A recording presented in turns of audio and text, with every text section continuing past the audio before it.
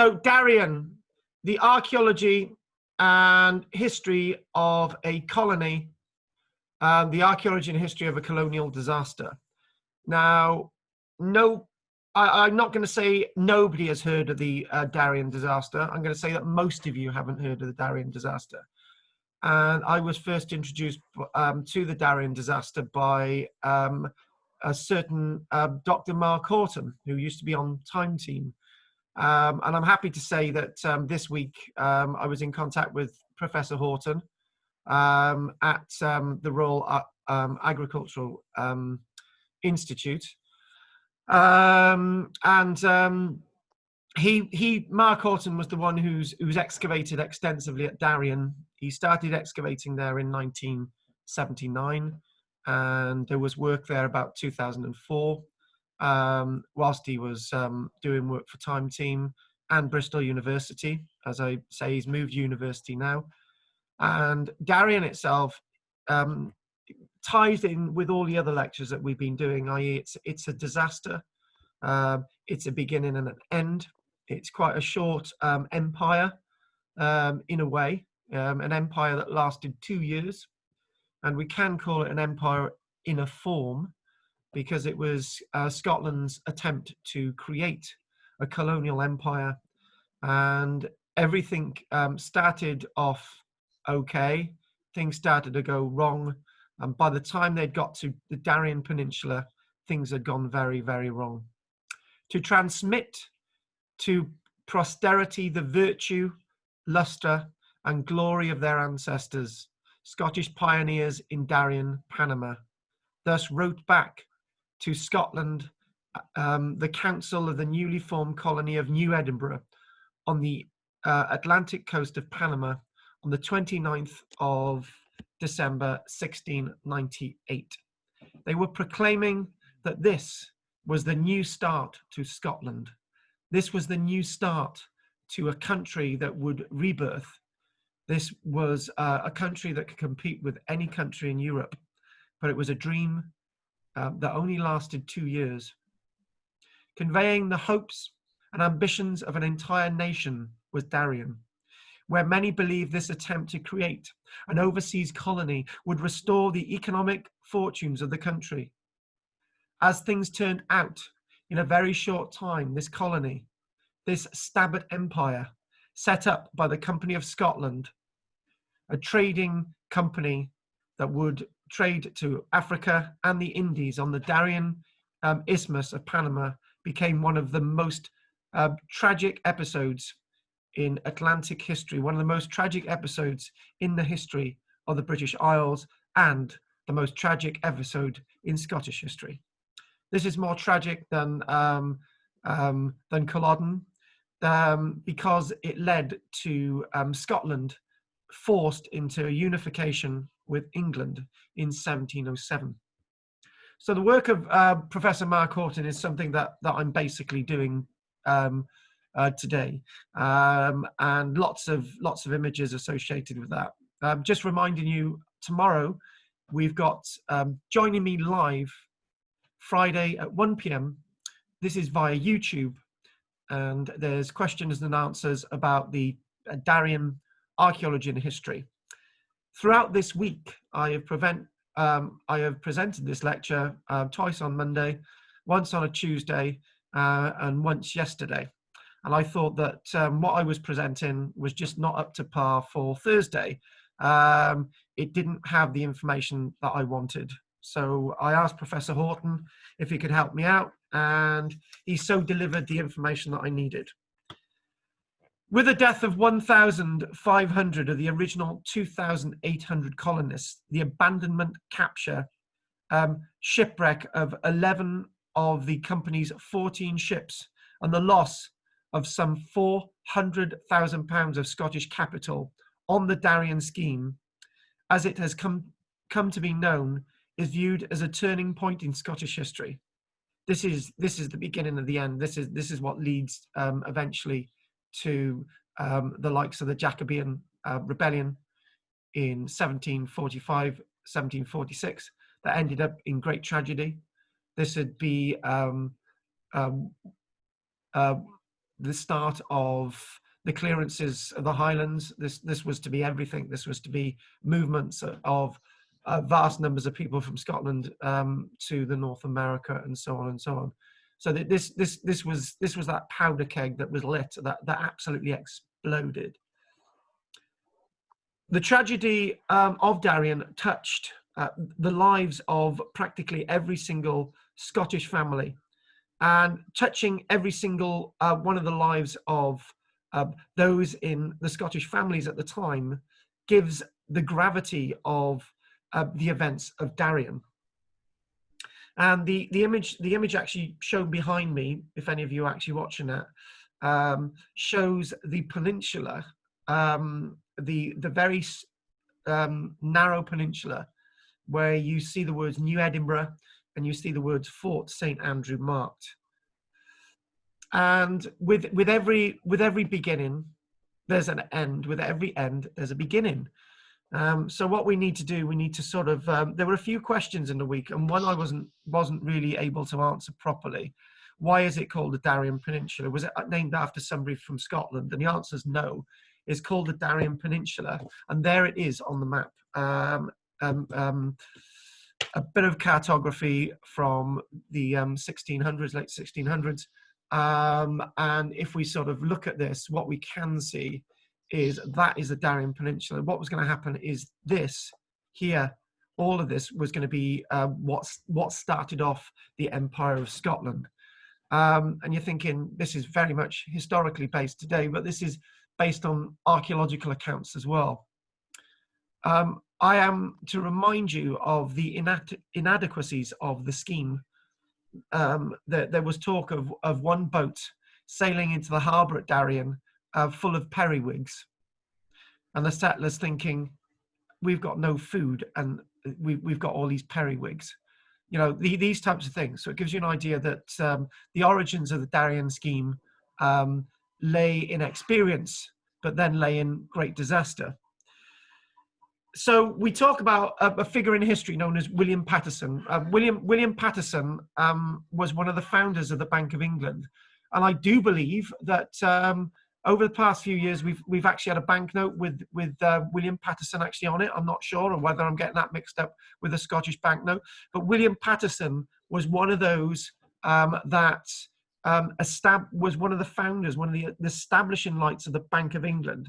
So he was one of those that said, what we're going to do, we're going to have a scheme at Darien. He was a lowland Scotlander, which is quite significant. So, you know, we've got Highland Scotlanders and we've got lowland Scotlanders. And the one thing about Highland Scotlanders is they've got very different attitudes than the lowlanders. So this is a lowlander who was born in 1658. He's born in Dumfries.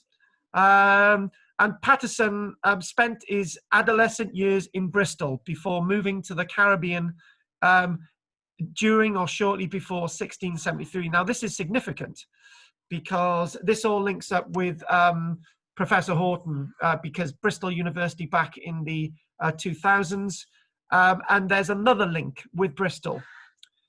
When we talk about slave trading, this is also the point that the Scots go into their lowest ebb when they actually start to be involved in slave trading, when the Darien scheme starts to fail. And it's slave trading done on the backing of the Scottish Parliament.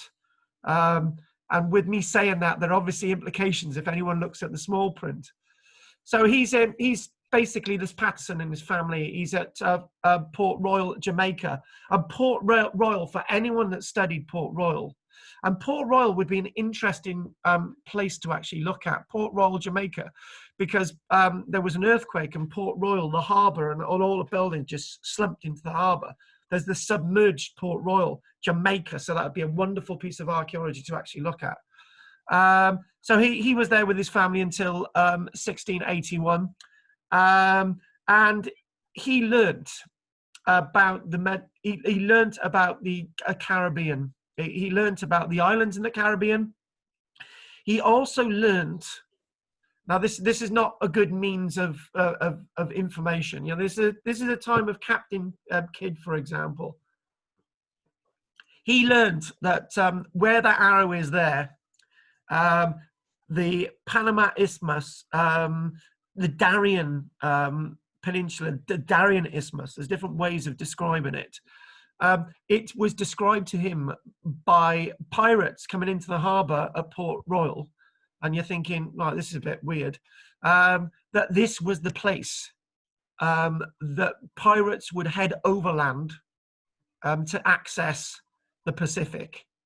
And this was the best route to take. You would be avoiding the Spanish, nobody would be in your way, and also it would be mentioned that the natives in this area would be friendly to anyone trading with them, as long as you're not Spanish. That was the prerequisite. You were not to be Spanish. The peoples in this area absolutely hated the Spanish for so rightful reasons. The destruction of the Aztec, the destruction of the Incan civilizations, and so on. So Patterson kept this idea in his head. He was a banker, and we know what they say about bankers. He was a banker, and he thought, right, what I'm going to do. He was one of the founders of the Bank of England. So he's in London. He's wandering around London, and he's saying to people, "What about us having a scheme that's slightly separate from the East India Company? Why don't we have a scheme and we have an overland route, right? And we can make lots of money." And people said, "No, we're not going to do it because it's going to directly conflict with the aspirations of the East India Company." And we all know about the East India Company. The East India Company was the leading light in British world monopolizing until the 1800s, when the British government started to take control of the East India Company. It's the East India Company that founded colonies in India. It's the East India Company that founded colonies in Africa and the Pacific and elsewhere. And then the British Crown took it all back. So he basically said, look, what I want to do, I want to set up this company. And he thought, right, you know where there's loads of money? Scotland. Well, actually not loads of money, but there's enough money to get a scheme going. And the English don't need to be involved.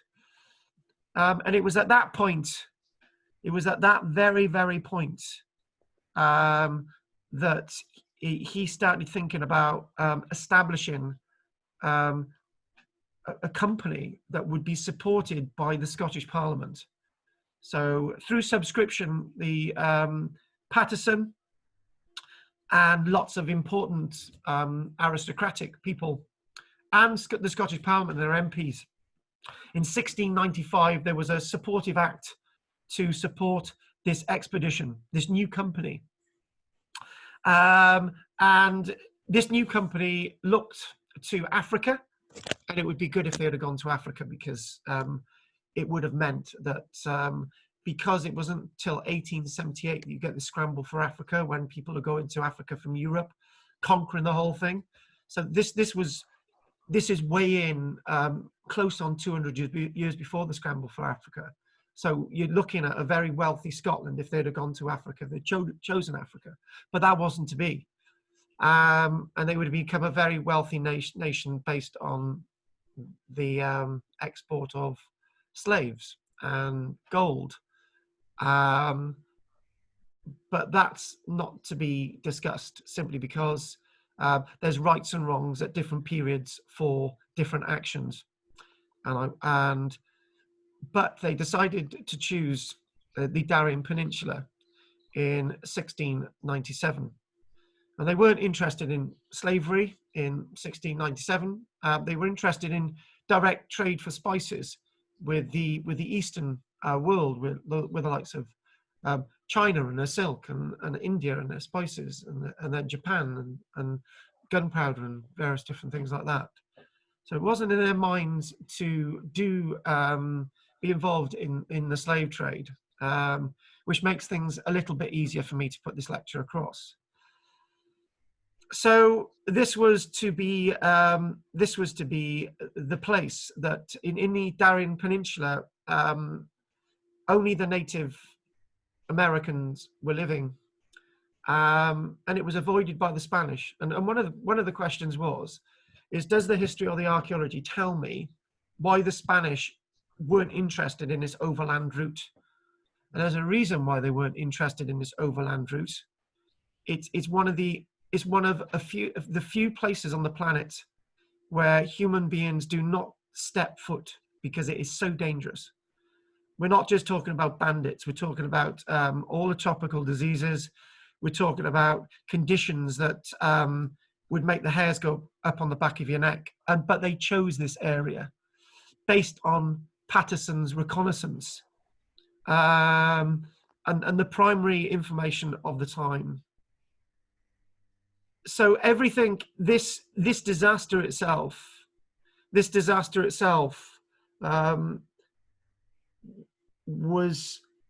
came about due to the fact that the available wealth of the Scottish nation in 1695, 1698, their available wealth was thrown into this project. You know, anyone with any available money threw it into the project, meaning that you can't invest, meaning that you know that's really bad for the economy. You know, that all your available money is going out. And I've looked at the facts and figures of this. The facts and figures are that we see that back in the day, for £400,000 is the equivalent today of in the billions of pounds. Some people have actually done some estimates for me and said, actually, you know, £400,000 is actually in today's money between 28 and 56 million pounds. And I said, well, actually, you're wrong, because the level of money put into the scheme led to the bankruptcy of Scotland and led to the Act of Union in 1707. From an archaeological perspective, this is really important because it was long believed that, you know, lots of the excesses described by the historians in connection with the Darien project have been over-exaggerated. You know, reports like the Whigs and reports like people just taking you know, large amounts of bed linen. There's one example of one family taking over 1,000 hats over with them, and they're not actually taking barrels of food. They're taking things that they might feel that they could trade with or something, trading with people who are Native Americans who wouldn't be fatally interested. So they and you know, all these things being described. And in the archaeology, we find clay pipe dumps, large amounts of clay pipes, and you're thinking, you know, they were being opulent in their thinking, but not being wise in what they were taking there, which is two really important points, which the archaeology is telling us. So the archaeological perspectives, an archaeological engagement with the Scots colony provides a perspective that cannot be found in the documentation alone. Whilst there are a number of official reports and letters, surprisingly few first-hand eyewitness accounts survive. And even those that do survive, it's like home and country from the First World War. Come on over, boys. It's wonderful in Darien. Everything's fine. There are no snakes, and the natives lay down at your whim and do whatever you like. Okay, it was nothing like that. But they were trying to get more people out there to assist and invest in the scheme. In other words, it was a big con. And actually, when we did this lecture on Tuesday, it's so helpful when you do this lecture over a few classes. The conclusion that was made was that the Darien scheme was set up to fail. You think about an English banker who's born in lowland Scotland, who you've got to be really suspicious about, and it's almost as if he was fully aware of everything that was going on. And with the failure, it meant to a unification with England. And it would mean that from that moment onwards, the Scottish aristocracy could sort of gain off the backs of the English, as it were. I don't think that's really fair, me saying that. That's a terrible thing to say. But what I'm trying to say is, at that time, people had different motives, and it's looking like this scheme was set up to fail. So those published, those that were published after the failure of the colony were written to support a particular viewpoint, the biased nature that is history. The archaeological narrative, on the other hand, provides a useful and alternative view of the colony and its failings. What made the colony fail? What were the other factors that actually made it fail? And another contribution archaeology makes is that it provides evidence of the geography, which is misunderstood in the documentary evidence. The archaeological approach is based on the understanding of the whole landscape of the Scots colony, and the original survey in 1979 with Professor Horton himself. He wasn't a professor back in 1979, but this is his work. And they actually, and the survey actually included one of the wrecked vessels, one of the Scottish wrecked vessels, out of the 11 vessels that were lost. A vessel known as the Olive Branch, which sank in July 1699. So we're able to survey along the coast a wrecked vessel, which was great for the archaeologists to actually find that. In addition to site location, we have been able to study in detail the main Scottish defences and settlement of Fort St Andrew. Here not only are there earthwork remains of the ramparts and moat, but the archaeologists have found scatters of material culture, ceramics, glass, and beads, various metal objects, which remained undisturbed on the surface close to where they were abandoned 300 years ago. The wonderful thing about the archaeology with the Darien Peninsula is that the archaeology has not been disturbed. It's not been mucked around with. I've already said that the Darien Peninsula is not a place that people live today in their masses. It's not a place that people aspire to be because of its dangerous under and overtones. Excavations have also been possible of both the fortifications and the internal levels, revealing post-hole construction, the use of various other materials, and the construction of the Fort of St Andrew. So we're not just talking about New Edinburgh. So this was a large-scale archaeological survey. One thing that there are two types of archaeology. There's limited archaeology and extensive archaeology. When you do extensive archaeology, you're not excavating everywhere, but you're using geophys, you're using aerial photography, trial excavations, surveying documents, all those things, even LiDAR today, radiocarbon dating. Where if you just focus on a small area, you're just being as biased as the biased perspectives that were written at the time by primary and secondary sources. So what you do an overview and you get a good picture of that. Remarkably, for a colony of such short duration, the colonists were actually ashore for only 12 months. There was much to discover and considerable archaeological material, both on the surface and in stratified context. Those at the colony just basically said, we're leaving everything behind. You know, I've lost my wife, I've lost my children, I don't care anymore. The only thing I want to do is go back home. The interesting thing is we're looking at the improbabilities of success with this scheme. So naturally Scotland there, Darien all the way over here. If the Scots had basically gone just down the coast, Africa, it would have been perfect for them. And forget about my remarks about slavery. There was talk of them going to Africa for gold and copper and maybe the likes of grain, for example. So it was not just that mindset of slavery which was driving this whole scheme. And you think of that black line, you're thinking, of all places on the planet, why go there? Why trouble this area? And the other thing as well is they're surrounded by enemies as well. And those enemies come in the form of, let's just do this.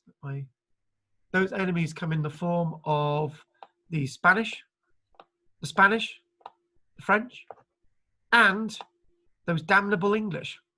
Oh God, I forgot to give you a little bit of detail. How remiss of me, folks. This is at the time, the 1690s, when King William III is on the throne of Britain.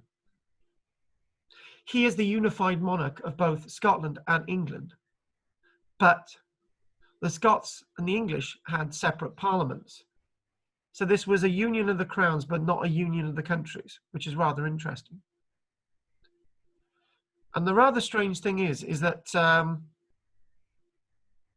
this king in London that supposedly represented the Scottish and the English, his only aspirations were to protect English interests. And I could get very political there. And I will for a moment, if I may.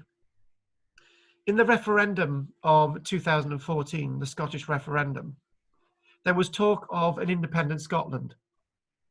Scotland, I felt at that time, was not ready for independence because they weren't coming up with the answers.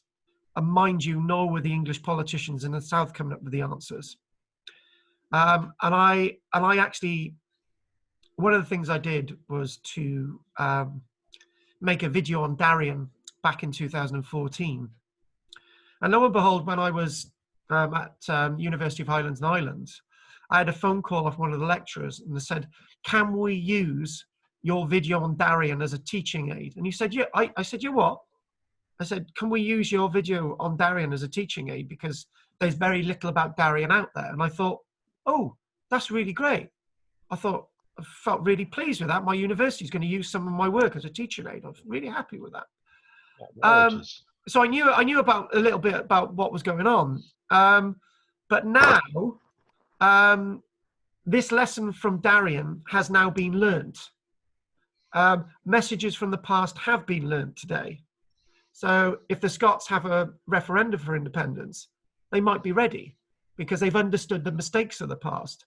They've understood the not knowing to the knowing. And that was the point I'm making with Darien. Is it something you want to say, Keith? No. I just, all sounds very naive, really, doesn't it? That they're all conned into going thousands of miles, for someone basically saying, "Oh, I was buy shares in a gold mine." And the amazing thing is, Keith, right, is it is naive. But you know something that was said on Monday? It was said on Monday, but these are people, the Scots, that have given us so many technical innovations. They've given us so many technical advances in science.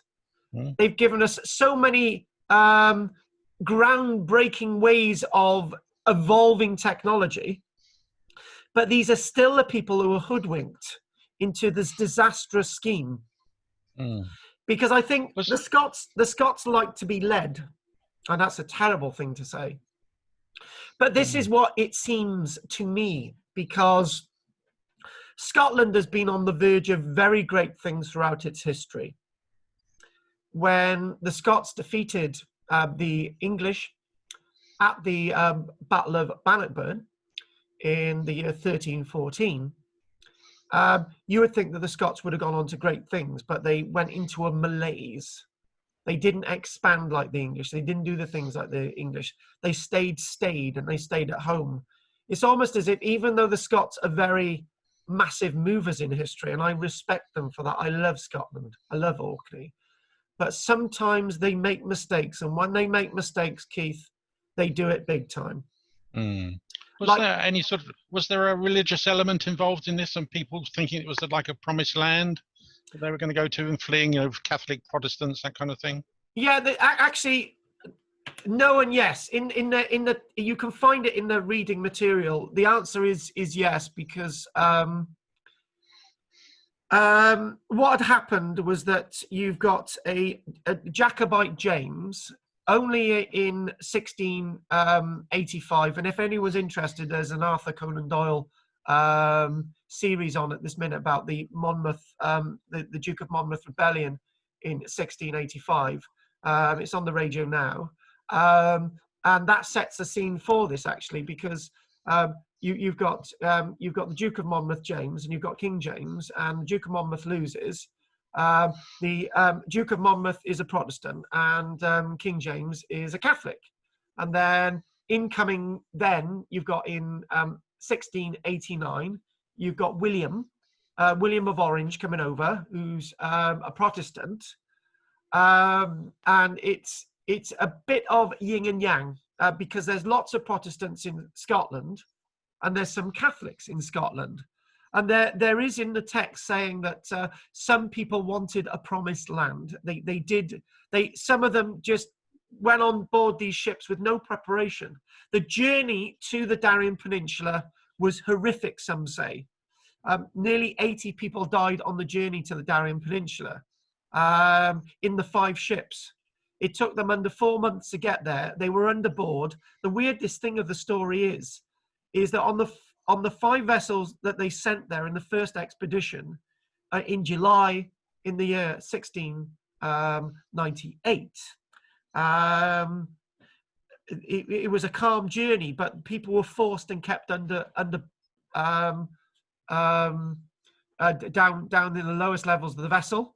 And the rich and well-to-do were all in the cabins above in the vessels, and the people sort of in the lower classes in the vessels were treated really horribly. But the journey was actually quite a calm journey, strangely enough. But these people were wanting to go to a promised land, and at this time as well, one thing that said that there was diseases ripe in Europe, there were famine ripe in Europe. There was economic strife in Europe, and some people thought, right, we'll just put all our money into this and we'll just go. The Corporation of Edinburgh, the City Council of Edinburgh, put thousands into the scheme. I think the figure's about £3,000 into the scheme. So if you think about it being a city of Edinburgh, and you equate with it putting all its excess available funding into it, if you equate that into the millions, you can get an idea how much £400,000 actually is into the billions. So the archaeology itself throws new light on the colony, and the success of the colony depended on 3 interactions if it had succeeded. The natural environment, if they had understood the natural environment, I look, if the men didn't take their families, their wives and their children out there, they may have stood a chance. If the men had just concentrated in hacking down trees and making a town and getting things right and not thinking about their families and their wives dying in their beds and all the rest of it, it may have succeeded. That didn't happen. They took their families with them. They thought that the Spanish would just say, oh, welcome, Scots. It's fine. Come and take over some of our sovereign territory. It's going to be fine. And that's going to fail before you even start. Again, naive, Keith. And with the indigenous population, they felt that they would be able to work with the indigenous population. That's one tick. But unfortunately, the indigenous population don't build houses like you. They don't eat the same things as you. They're resilient to things like malaria and various other things that they've been used to for decades, and all the tropical diseases, things like dengue fever and all these various different things, which is a later on thing. But all these sort of tropical diseases, the indigenous people wouldn't prepare them for that, so they failed badly with these sort of 3 pointers, And even when the first expedition had failed, the Scots sent out another expedition, which failed even in a greater way. So let's move our images a little bit more. A Darien adventure. 2 expeditions were sent for the purpose of establishing a colony in Darien. The first one in 1698, and the other one arriving late 1699. And there was a resupply mission sometime in 1699 as well. The first colony involved 5 ships, the resupply mission 2 ships, and another 4 ships went out. In total, there were a few other ships, and there were 14 ships in all. And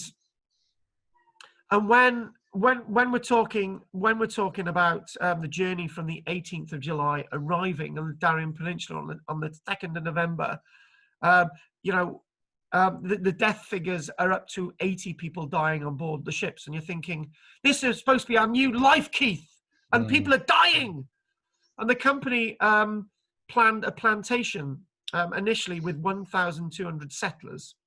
And this was the way they were going to go. They had it all planned out, and I'm reading between the lines. Not a single Scots had actually set foot on the Darien Peninsula before this whole expedition. From hearsay from pirates, which is not a good thing. You know what I mean? Over there is gold. You can imagine. You can imagine a conversation, can't you? It's with Patterson.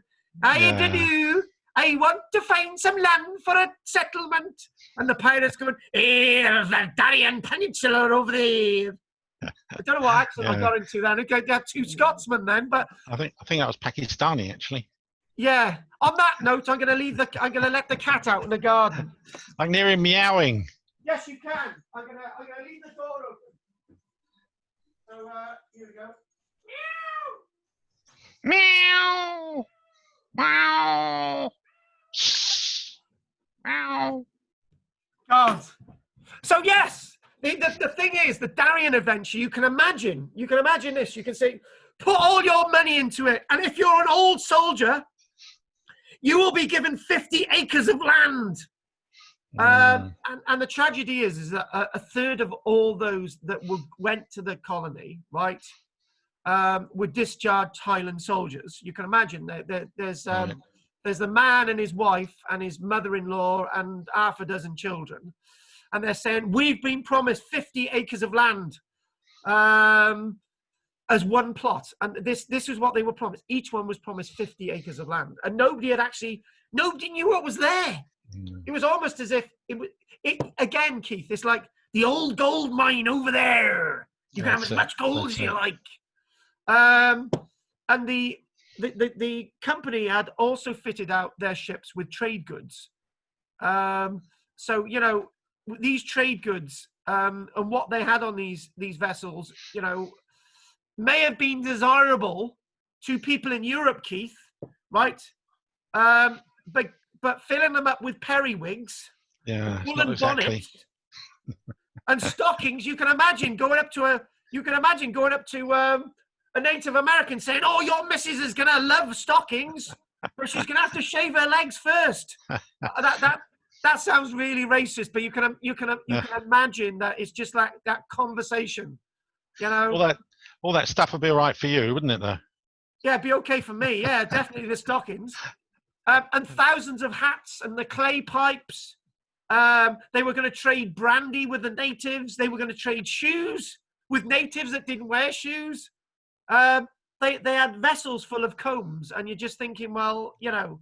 Oh, and they did take some tools for the building of the huts and to farm with. Right. And importantly, Keith, you know when somebody gives you some acres of land, right? Yeah. They forgot to put a single sack of anything to sow. To what? To sow? There was nothing. There was no barley to sow. Oh right, yeah, so right. Yeah, there was no nothing crops. to sow. There was nothing to plant. So basically, we're going to go out.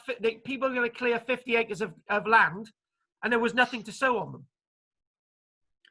And also, with all the investment in the vessels and all these wigs and stockings and everything else like that, critically, no gold or money to buy anything with either.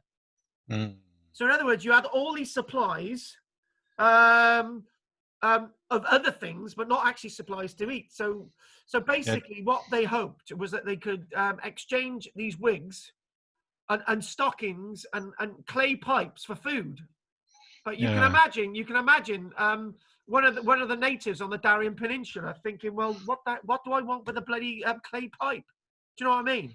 Yeah, so it sounds like Del Boy selling all the stuff he doesn't want to all these colonists and conning them into taking it with them, and it's all rubbish. Yeah, it is all rubbish. So it is Del Boy, and Del Boy's washing his hands of it. Somebody must have made a lot of money, but in the subtext, right, Patterson's, one of Patterson's middlings, I think it was his secretary or something, it went off with a load of the money. He just embezzled loads of the money. So, you know, before they're even fitting out the ships, a big chunk of the money has already disappeared. So somebody has gained a lot out of this.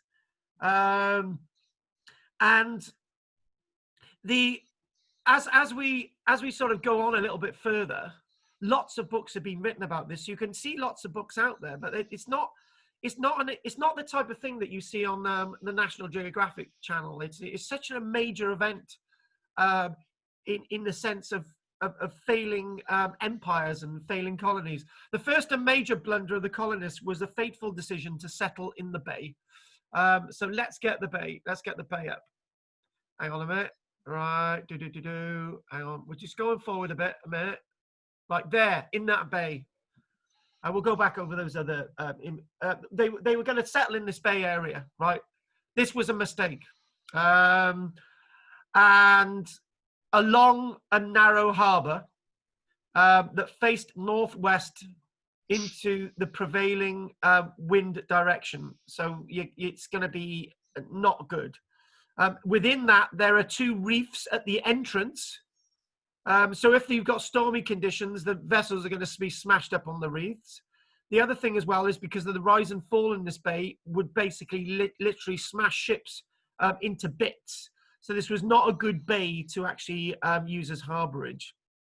The Commodore of the fleet had been instructed simply to sail to this area, and almost immediately on arrival, local Indians approached the fleet, and they were friendly. During these conversations, it was confirmed that there was no permanent Spanish occupation in the area. So what made this ideal for the expedition was not the landscape, was actually the fact that there were no Spanish there.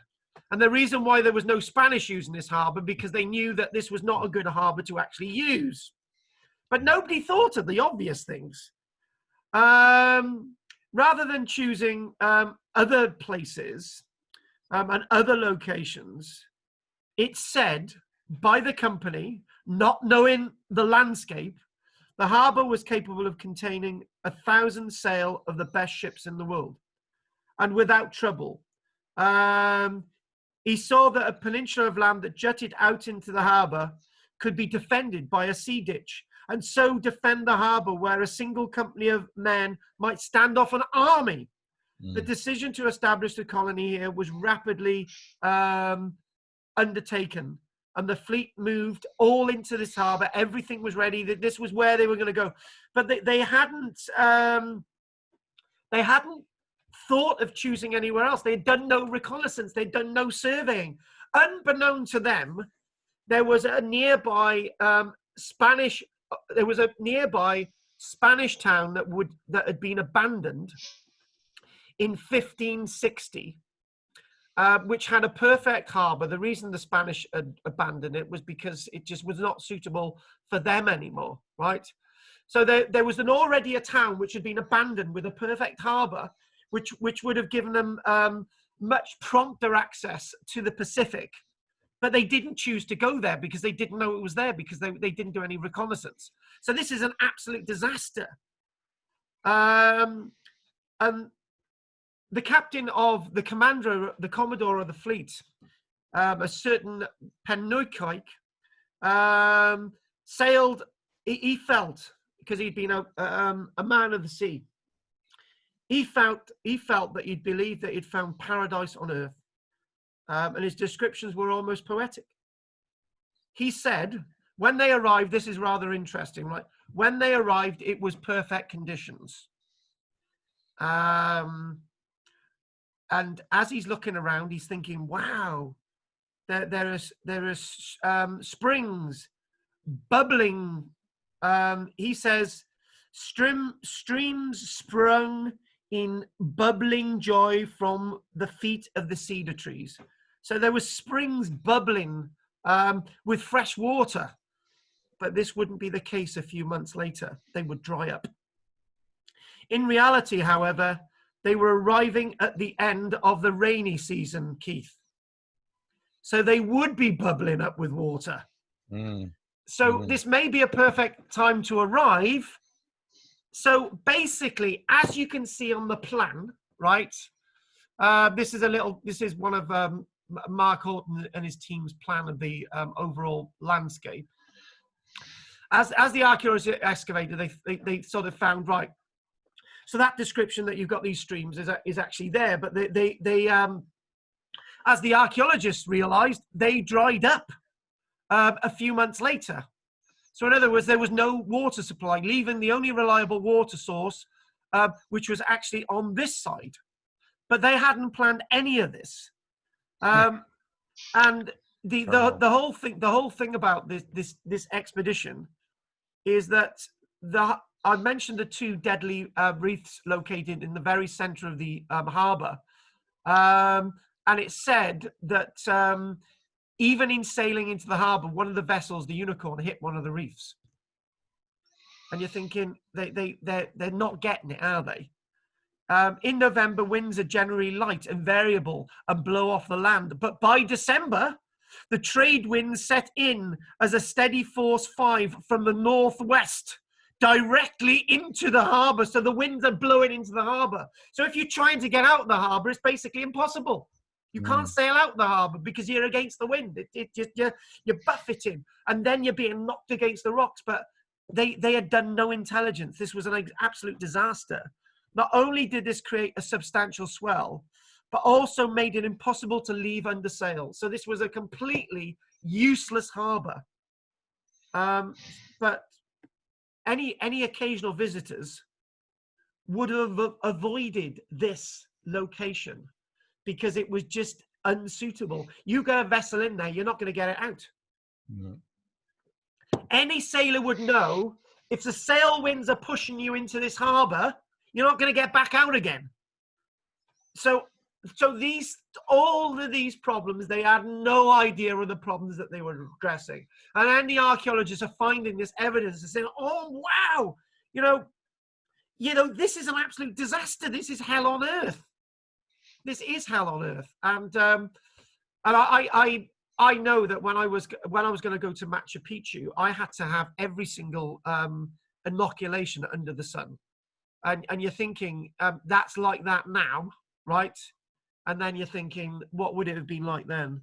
The chosen bay also had much poorer conditions with the mountains behind. At the end of the bay is a large swamp fed by 3 small streams and few paths inland. So in other words, folks, right, if you're going to be trading, this is another key point, right? Whoever chose this for New Edinburgh, and then you've got the fort, and then any vessels are basically trapped here until the winds change. The other thing as well is, if you're going to have a trade route, so if you're going to build a road, you're going to have to build it going all the way down here to avoid the swamp, all the way back around again, all the way back to here and go this way. And you can see by that, that's just not practical. So what they're saying to get decent water, say in March and April, they've got to send people in all conditions in vessels across the bay, avoiding middle reef. This is known as watering bay, and the reason why it's called watering bay is that you need to take the water back over to New Edinburgh. So this is an absolute disaster. And then this Commodore, the Captain Penencook, he also believed that this was a defensible harbour. This was also an illusion, as the western side of the entrance had a rugged cliff known as Pink Point. So let's clear some of this. Let's get back onto that. You got Pink Point, where access was difficult with no flat area on which to mount a cannon. So in other words, if anyone's attacking the harbour, you could not mount a cannon here, which would have been ideal, but you couldn't. So what they decided to do was that they decided to set up the fort here. So you're basically enticing vessels into the bay, which you're exposing New Edinburgh to attack. So the whole thing was fought with great problems.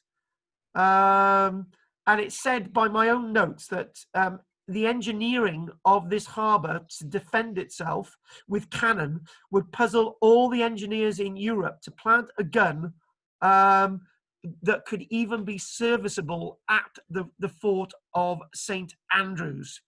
And so in other words, the other thing as well is you could just attack over land, and this is what happened. If the Scots had chosen to settle where the Spanish had earlier built Acla, the one I mentioned, 5 miles up the coast, they would have had both a water supply and a usable and potentially defensible harbour. But Keith, they didn't do any intelligence. You know, Keith, you've done your military stuff. A good commander knows his landscape before he chooses it, doesn't he? Yeah, you've got to reconnoitre, haven't you, first? You've got to reconnoitre. You've got to. So what's happening? It said the most healthful, rich, and fruitful countries upon earth. Not to be so. But that's what they were writing back. They were writing back and saying, look at the Garden of Eden, what we've got. We've got a wonderful landscape. So this is November. We've gone into December, and it's 1698. And the weather changed significantly for the better along the Atlantic coast, which was fine. It's okay. They thought things were wonderful. The most healthful, rich, and fruitful countries upon earth. They thought things were fine.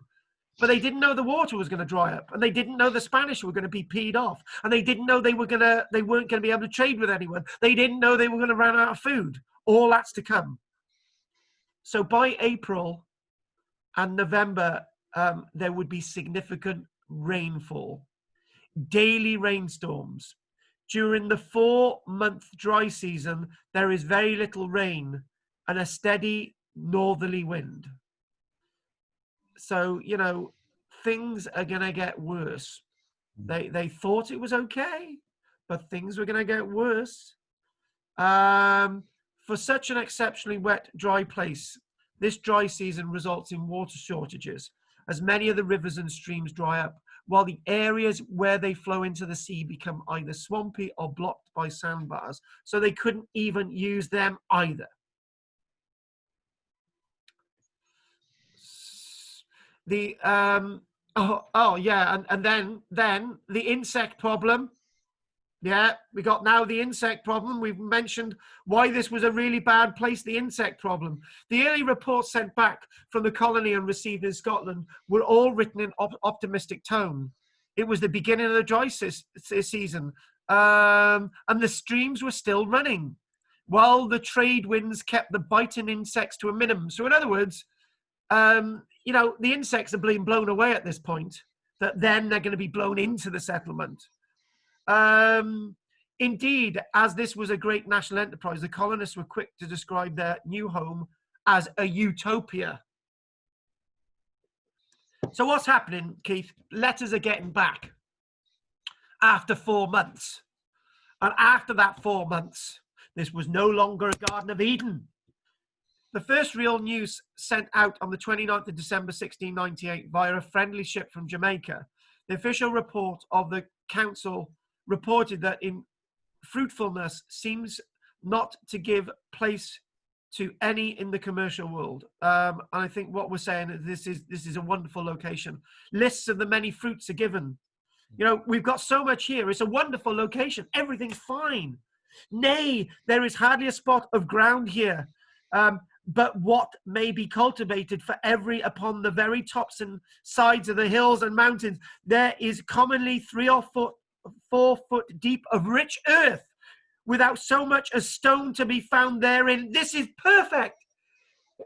This is the most wonderful place on the planet. Ever yet, the likeliest means that ever yet presented towards enabling our countrymen to revive, recover, and transmit to posterity the virtue, luster, and wanton glory of their renowned ancestors. Scotland is going to be back. This was the new beginning. We put everything into this. This is the beginning. And you know, when I mentioned about the referendum thing, it was going to be what we're going to do. We're going to take a stab into the dark in 2014. We don't know what's going on. And this would have been a Darien. But now things in Scotland have changed. But it's the same thing. If they'd have chosen the other colony, things would have been different. Sod's law. And to lay the foundation of a wealth and security and greatness to our mother kingdom for the present and succeeding years. This was now everything. A ceremony was held on the 28th of December, formally establishing the colony in one of the most healthful, rich, and fruitful countries upon earth. This was the Scottish Empire, folks. The empire that lasted 2 years. And I've got no fun in saying lots of things today. You know, this doesn't fill me with awe, but it's an area of archaeology that archaeologists helped us understand. Parts of a journal sent back by one of the colonists shortly afterwards and communicated to the Royal Society in London echoed the optimism of the council report. In fact, they had actually set up a parliament. You know, there was a parliament to the colony, council, parliament, as words calling it a parliament. The harbour, it said, may be made impregnable, and there are bounds enough within it, if it were all cultivated, to afford 10,000 hogsheads of sugar every year. So they were talking about, you know, the sugar. They were talking about yams. They were talking about all the plentiful fruits that were grown in Jamaica and Cuba and so on. This is what they were bearing this on. They felt that they could make the land rich by their trade, by their labours, by who they are, by their skills as Scotsmen and women. The soil is rich, the air good, and the temperature, the water is sweet, and everything contributes to make it healthful and convenient. The anonymous colonist describes turtles, fish, from the bigness of the salmon to that of the perch, and innumerable many other of the local fauna, monkeys, wild deer, Indian rabbits, wild hogs, parrots of many kinds, as well as partridges, pheasants, and a kind of turkey. So the place, you know, the place affords legions of monstrous plants, enough to confound all the methods of botany ever hitherto thought upon. The indigenous population being very civil, we are now in a posture of defense against all the Spanish forces in America.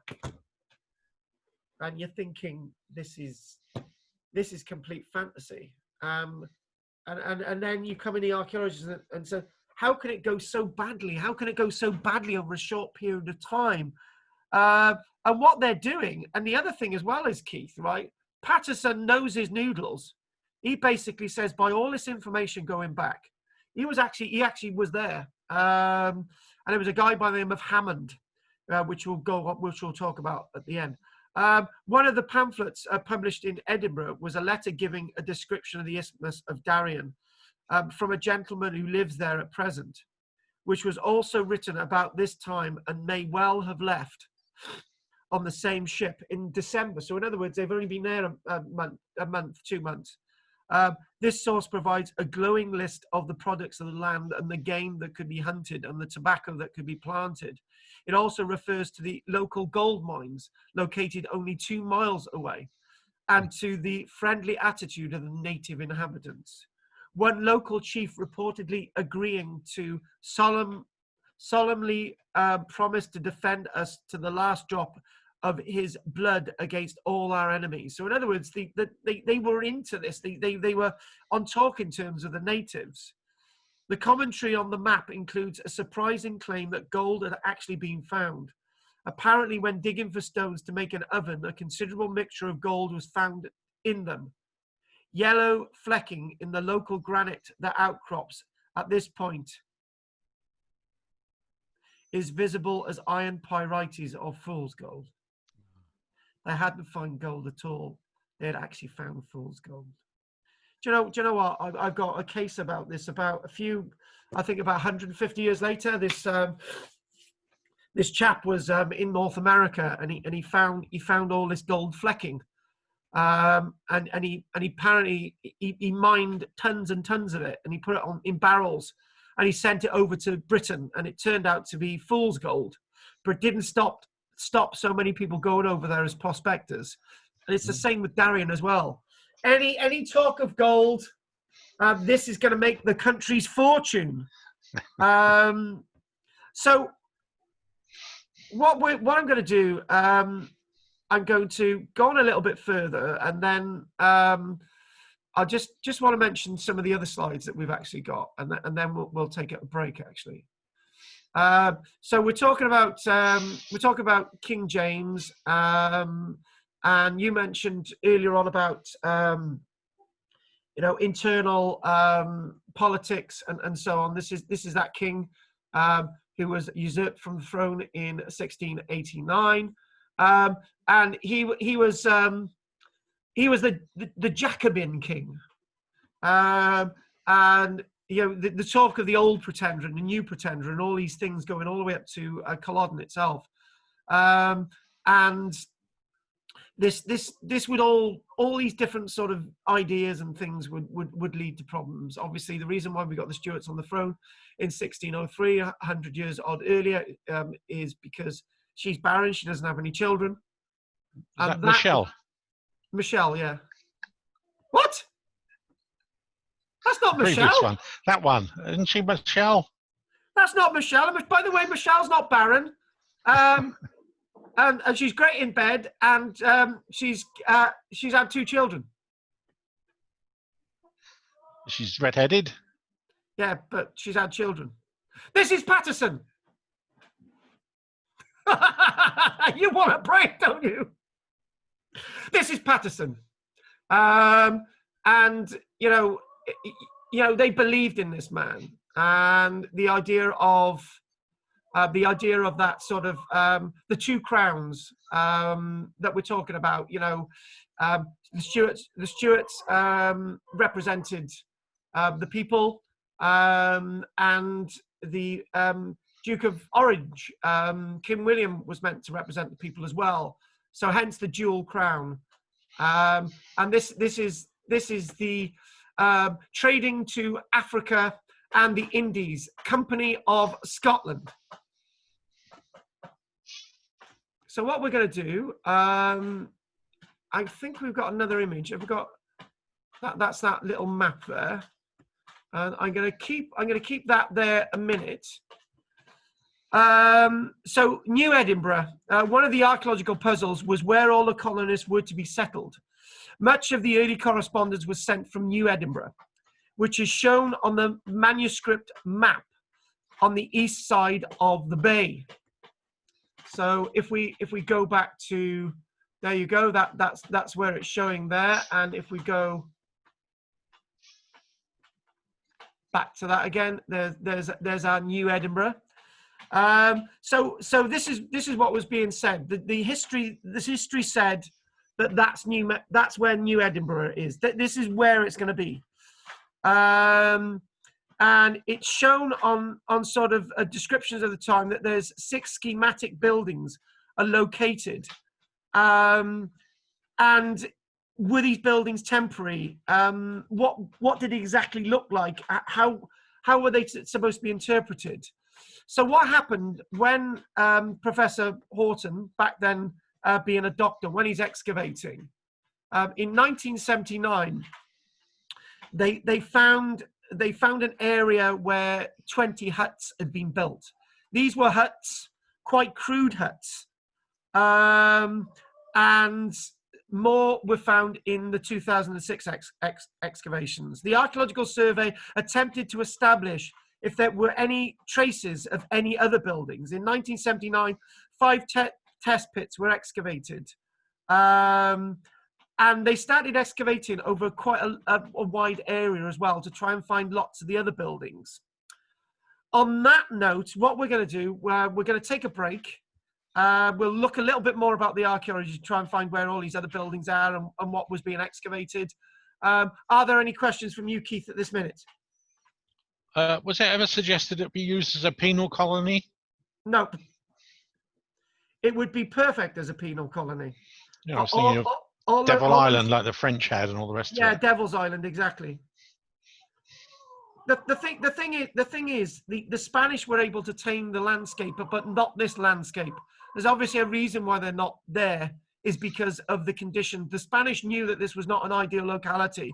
If the Scots had learned something from that, they could have occupied the abandoned Spanish settlement, which would have probably been perfect for them, five miles north of this site. So what we're going to do, we're going to stop the screen sharing. Have you got a chicken with you? Yeah, yes, I do. Hang on.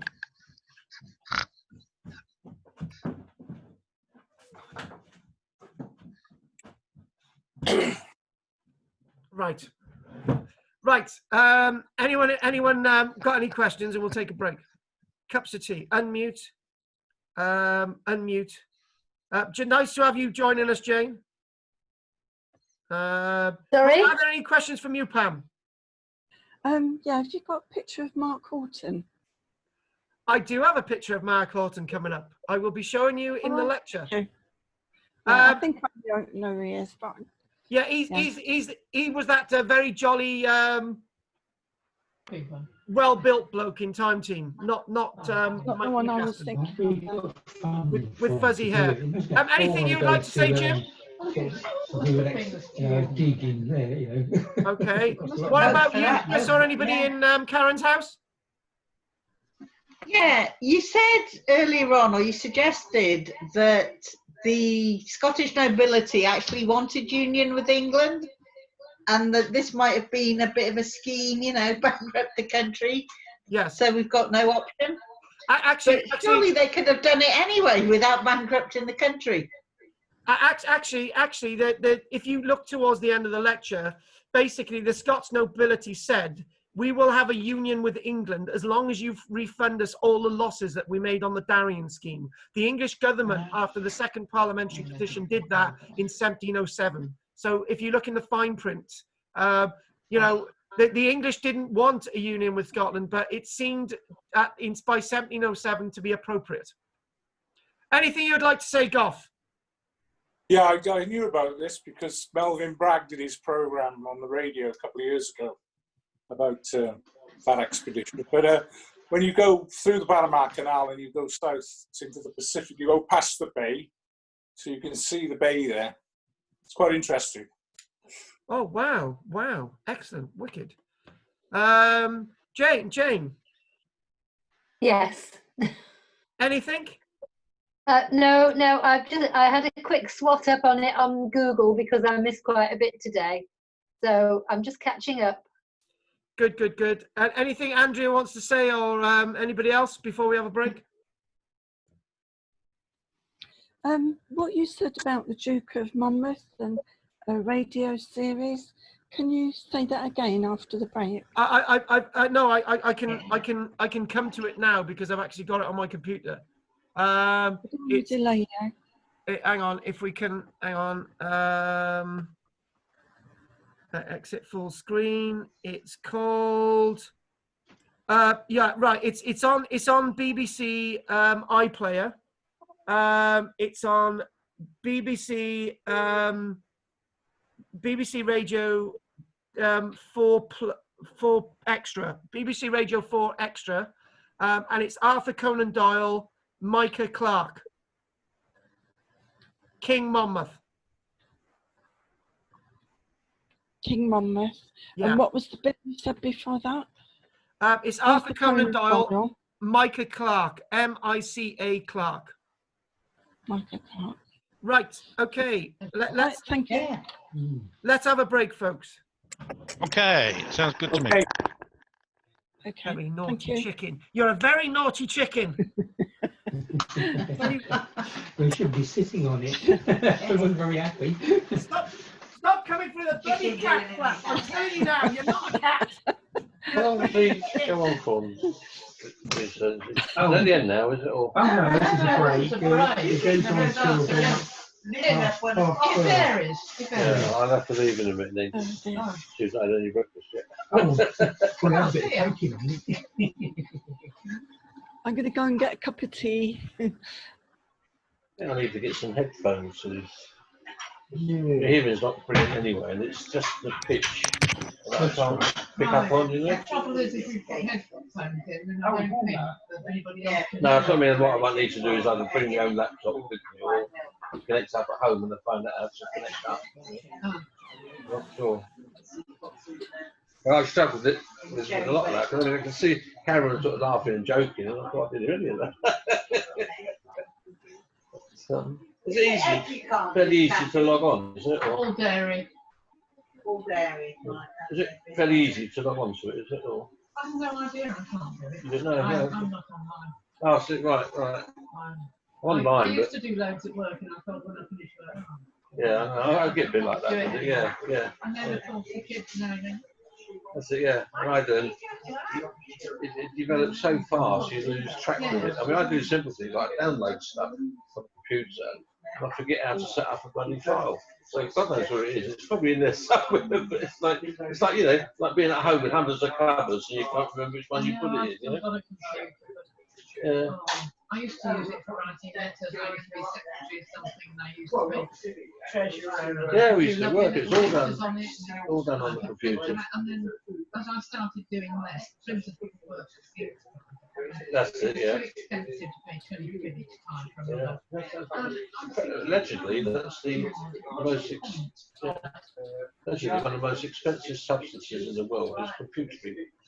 Because it's such a tiny bit amount you pay. Better getting a coloured one, which I got by mistake. Yeah. Because when it finished using the black, it went on to blue, and then it went on to green. So Right, I could still use the I other. remember, yeah. I've been dealing here all When day. we lived in Chelmsford, I'm going to go ink ran out. dealing. I'm going to deal. And there's a company in Chelmsford that I'm would refill dealing the in cartridges carrots. like a fraction of the price. Right? Okay, Anyway, took the cartridge out there, and I said, well, yeah, it takes about 5 or 10 minutes. Off he went out the back. Whilst I'm sitting in the shop, This area, I'm going composing Anything dairy in it. there was a printer. Area wide. The printer was on the top shelf, like the one that we got at home. And I looked at it, and I forget what it cost, for argument's sake, but say for argument's sake it was £36. Well, the cost of the 2 cartridges, if we'd have bought them brand new without having them filled up, was about £8 more than the cost of the printer. So I said to Robin, I said, well, it'd be cheaper buying a printer, take the 2 ink cartridges out and give it back to us. I said, we do what you like with it, I don't want it. And honestly, it was that ludicrous that it would have been cheaper to have bought the printer with 2 cartridges in it than it was to buy the 2 cartridges. Yeah, that's right. It's absolute nonsense. Yeah. I mean, a lot of people use printers literally to fill your own ink up in. Because I mean, the camera club I belong to, the Vale Club, is joined it. Oh, he's a member. He's got a printer. That's it for me, Karen. I've got to shoot off pretty shortly. Yeah, but Keith's got a printer. Are you leaving us, Chris? Sorry? Are you going? Yeah, I'm going to have to because my wife's not had any breakfast yet. Do you want one of these? Oh, where is she? Why can't she make it herself? Hey? Why can't she make it herself? Because she can't walk. No, that's true. That's true. You could have just put a pot noodle and a kettle in front of her. The left. Yeah, one with the orange and brown on. Anyway, I'll probably see you next week. That money's gone through to your bank account, okay? Okay, I really appreciate that, Chris. No problem. And I'll sort these cuttings out and post them off to you. I really appreciate that. I tell you what, right? Don't go anywhere. I will just find out. I'll just find out if the money's come through this end. So you've got a peace of mind on that one. Yeah, no problem. So you're not going this second, are you? Hmm? You're not going this minute. Well, I am, yeah. But don't worry. Just send me a text or let me know next week or whatever. No reason why it should go wrong. Yeah, no, I'm just checking it now. It'll only take me a minute. Just hang on there a minute. Hang fire. Anyway, it's good to see you, Chris, online. We haven't seen you. Yeah. It's been months. Well, thank you again, Willie.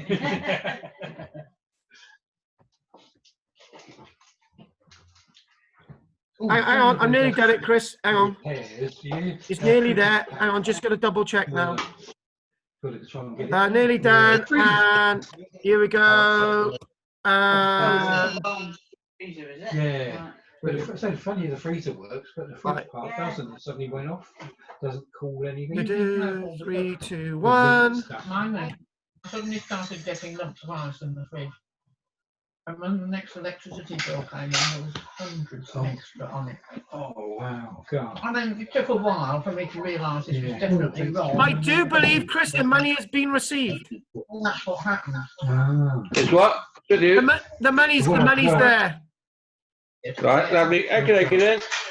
Okay, then. Well, you're leaving us now, are you? Yeah, well, I'll see you next week. Okay, I'll see you next week then. Well, there you go. Bye, there you go. See you again next week. Chris, I don't need to phone you on Monday now. Sorry? I don't need to phone you on Mondays. Okay, no, that's no problem. It doesn't phone us anyway. Okay, see you next week then, Chris. Right, bye then. Bye-bye, Chris. I said to Ellen, we've got these like freezer blocks. We're freezer blocks. Jane. And then shove them in the fridge. Oh, Jane. Because you're late, I was telling everybody that registrations are now due.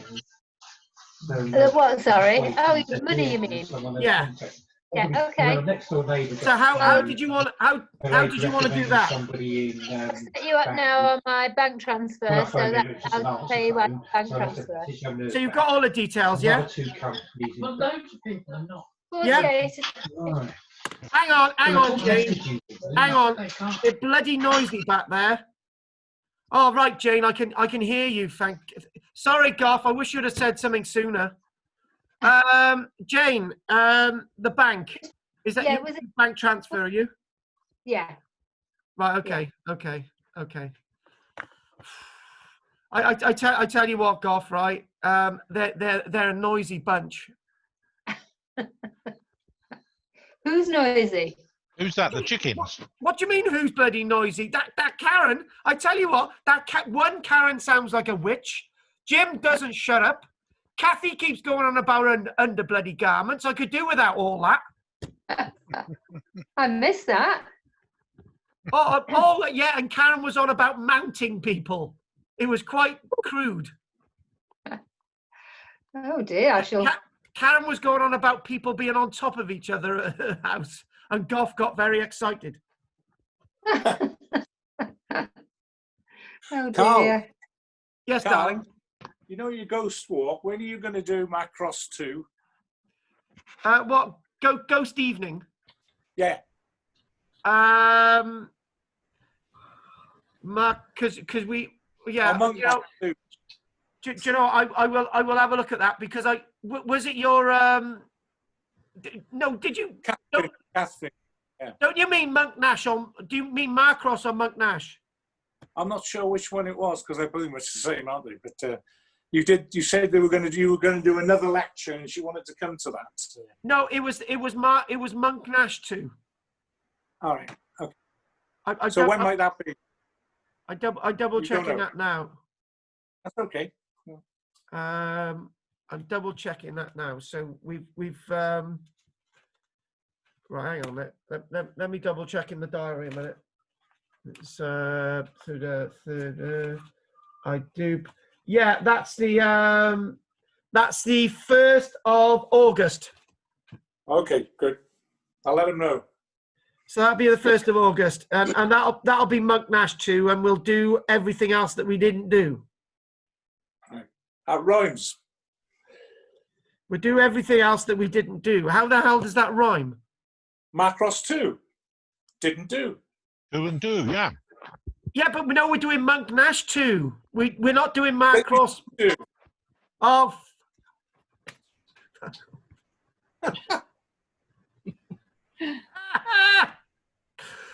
Do you know what we should? You know what we should do? We should all shack. What we should do?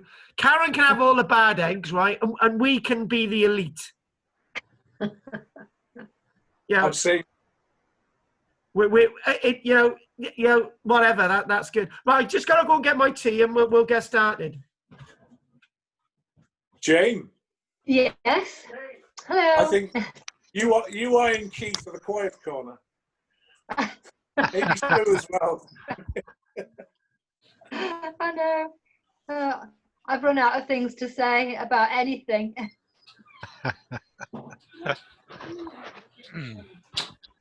How are you all doing? Are you all bearing up? Yep, all fine as far as I'm concerned. Yep, so far so good. Are you venturing out yet? Anyone been into Cardiff yet? Pardon? Anyone been into Cardiff yet to see what it's like? No. I'm probably going to go tomorrow, just have a scoot around and find out what's open. Yeah. I wish that the government would make it so that everybody had to wear face masks in the shops. Definitely. Because I'd be much more confident. Yeah, quite. It's silly otherwise, isn't it? I'm going to be a granddad again. Oh, congratulations. Oh. When? December the 31st. Oh. Ha. Oh dear. I'm chuffed to beans. It made lockdown worth it. Yeah. Well, hopefully we'll be out of lockdown by then. Yeah. We Maybe might there'll be be back. a baby boom then. Pardon? Maybe there'll be a baby boom. Well, I think it's a lockdown baby because they said they weren't going to have another one. Oh dear. Oh well, bless them. Pushing down. That's good. Maybe we'll have a vaccine by then. Yeah. Yep. Well, stop having babies. No, we want more babies to pay for our pensions.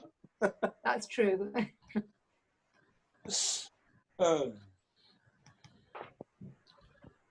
Where do they live, Gar?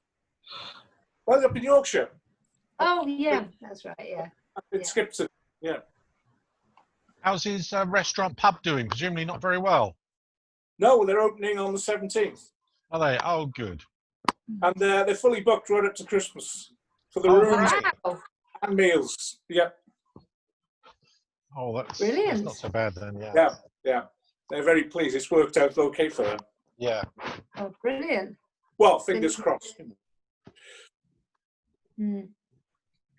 Well, I think people are desperate to get back out, aren't they? You know, not me.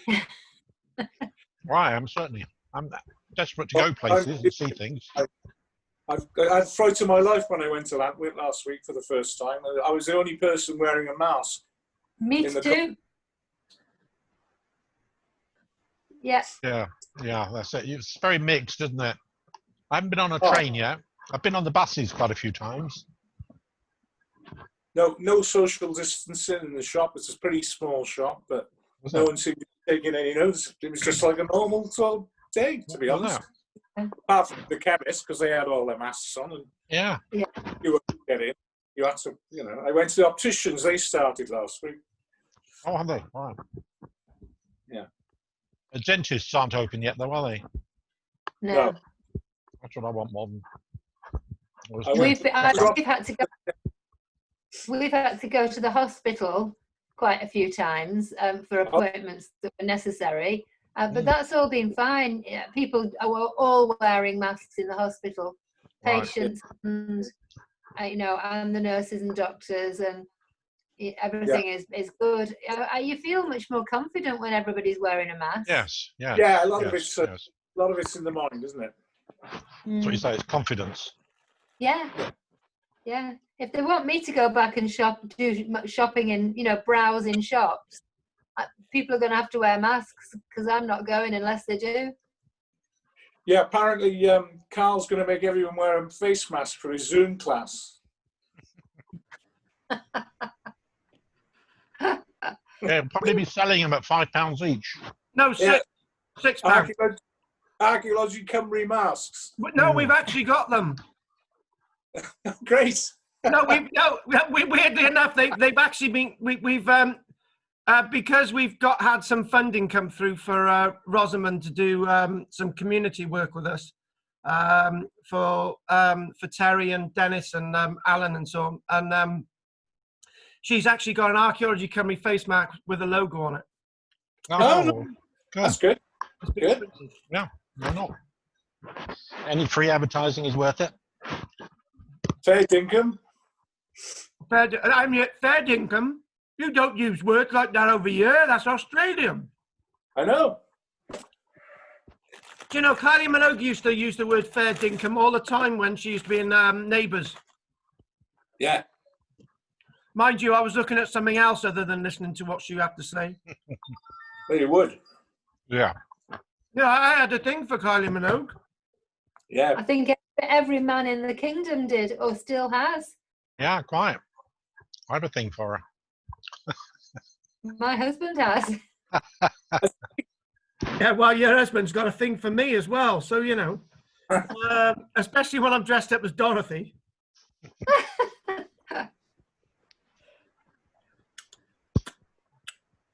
The amount of times I've phoned up and said to your husband, "Hiya, darling," and and I thought it was you. You're not the only one. Lots of people do that. The thing is, right, if your husband ever goes a bit strange, you know who to blame. I do. I would have blamed you anyway. Oh, right, great. Well, Goff blames me for everything else.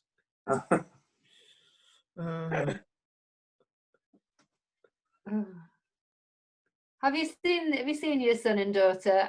Your son, sorry, Goff. Yeah, he's been did a bit of shopping for me. Yeah, yeah. My other daughter in Bristol, she's shielding because she's got Crohn's disease. So she's Right. got a one-bedroom flat in Bristol. No. Still working from home. Wow. Be terrible for her. She's allowed out now, so in England, so she's a lot better now. Is that the fit one that joined? Is that the fit one that joined us on a Saturday a few times? That was Ellie. Yeah. Mind you, all your daughters are fit, so you know. Yeah, they are. Yeah, you take after their mum.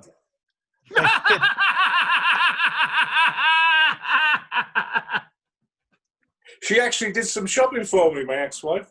Went to Tesco's for me. Wonderful, isn't it? My God, she must like you. Yeah, she does. She doesn't want to live with me, though.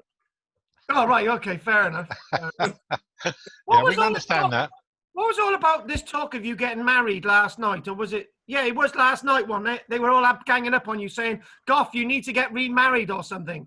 Yeah. Old blokes. Oh, this is just like you. This is going too weird, isn't it? Yeah, well, they can't have me. I don't want you either. You're not my type. Tell the truth. Oh, I'm more into the likes of Keith. Of course you are. I can understand that. Yeah, everybody is. You know, that really tight little beard, you know? Yeah. Ooh. Yep, don't worry, I'm getting my hair cut next week. Right, so I tell you what, let's get started. I'm hoping everybody's... Yeah, get on with it. Shut up, you. Andrea, good. Karen, okay. Karen, you're still on unmute, so if anyone wants to say anything, they say it now. But what we're going to do, we're going to do some articles of the week, just as we used to. So, articles of the week. They came from... Oh, this is really bad headlines. They came from land down under. Aboriginal sites found. So there you go. There's not much of an image on there, so forget it. Aboriginal sites dating back thousands of years have been found underwater for the first time. More than 269 stone tools, including grinding stones, were uncovered off Western Australia's Pilbara coast by archaeologists. The two sites being excavated date to about 8,500 years back in time. They provide a new evidence of ways of life from when the seabed was dry land and may have supported a dense population, which is rather interesting. Obviously, at one point we discussed something known as the Sunderland Shelf. Not Sunderland, the Sunderland Shelf, which is basically Indonesia. We reckon there was a land bridge between Indonesia and Australia. But this is a bit after that. So obviously lots of land is still dropping below the surface. And few people realise that more than 30% of the Australian land mass was at one point land around 8,000 to 9,000 years ago. And it's at those places where there's lots of Aboriginal evidence that they're now excavating, which is great. I thought this was rather interesting. I don't know if you can see it. Yeah. Actually, what I'll do, we'll do a speaker view. So there you go. There's a coin that you can see here. Oh, isn't it great just looking at myself? I do look rather good today, I must admit. Coin from Anarchy in the UK set to sell for £6,000 at auction.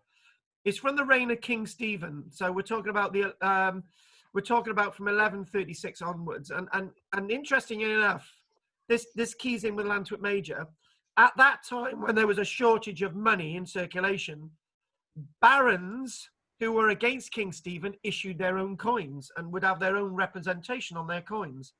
And that ties us in with Llantwit Major, because at the time of the Civil War and the time of when Parliament took charge from 1650 to 1660, Llantwit Major and the pubs were issuing their own coinage. So when there's a shortage of coins, they're being issued by people who need coins. This is rather one for the feminist Kathy. Men left finding of food to women 19,000 years ago. These days, there's supposed to be equality at work. But Kathy will remember that 19,000 years ago, labour was clearly divided between men and women.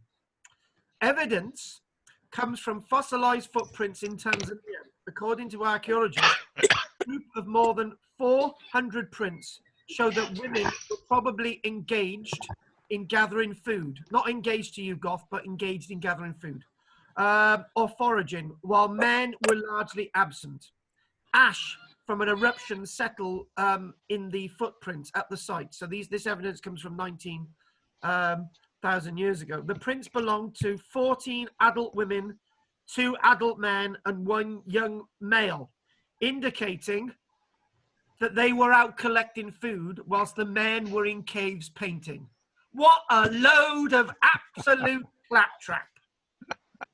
World's oldest bug found. A bug which was born on the 14th of October in the year 425 million years ago, a millipede, is the oldest known bug, 425 million years ago, a millipede found in Scotland.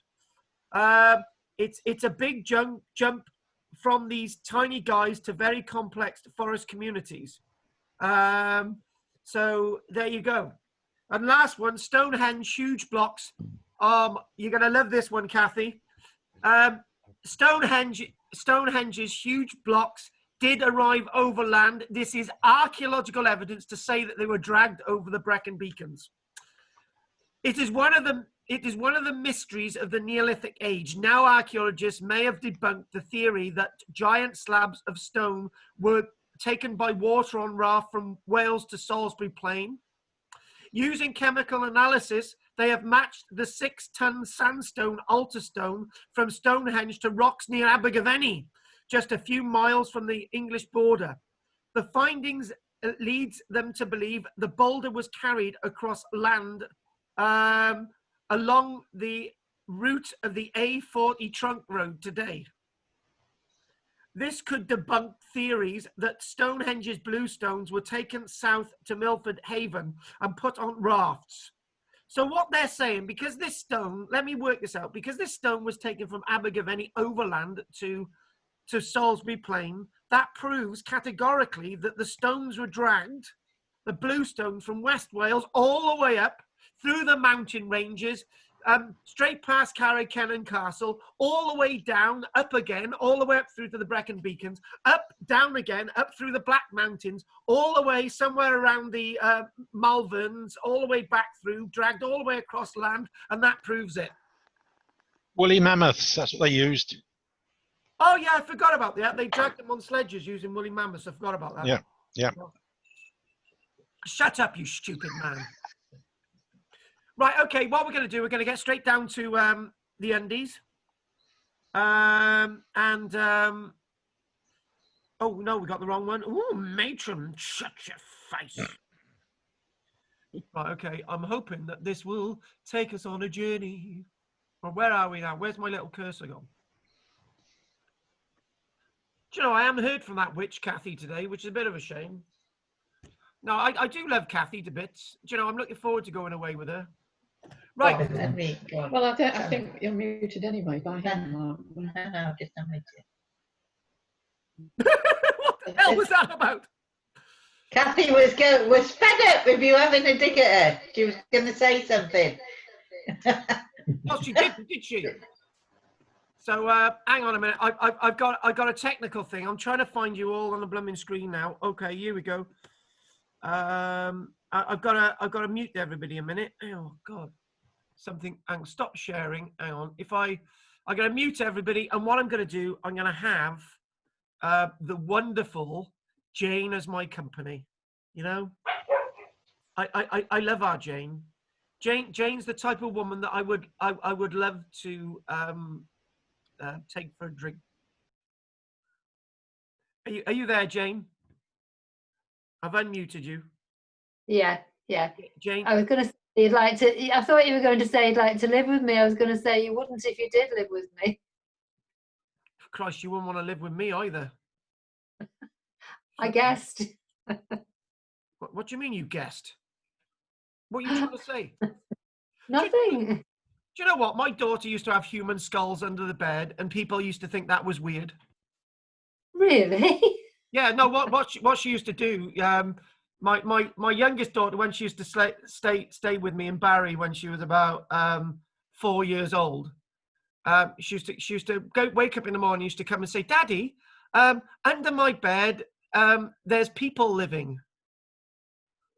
And I didn't know that she'd been shuffling through the boxes playing with the skulls, did I? Yeah. You've gone quiet, Jane. Do you think that was appropriate? Wow. For you, yes. Okay, so what are we seeing on the screen? Are we just seeing a map at this minute? Yeah. Now, earlier on, I was saying about the archaeological work, and one of the things I was saying was that the archaeologists excavating at New Edinburgh, they had found they believed 20 huts in 1979 and another 5 in about 2006, if I'm interpreting this right.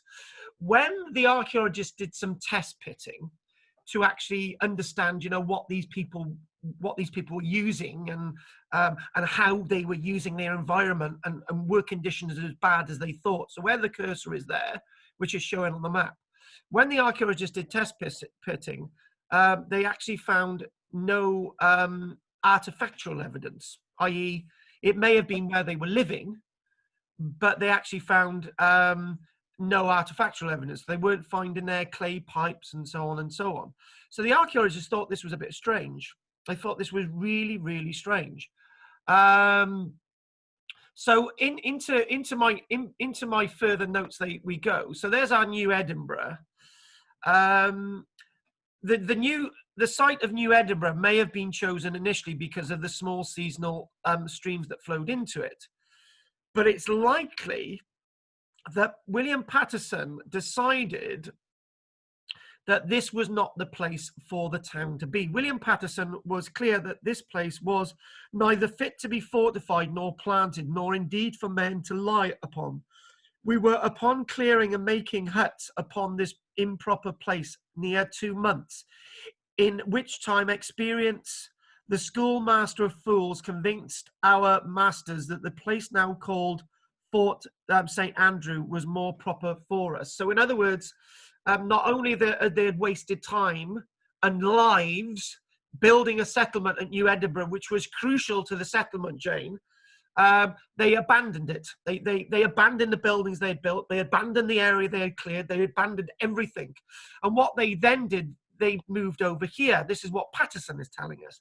The archaeology, interestingly enough, tells us what Patterson had written was the right thing. They didn't actually use the site as its town. They actually moved everybody over here.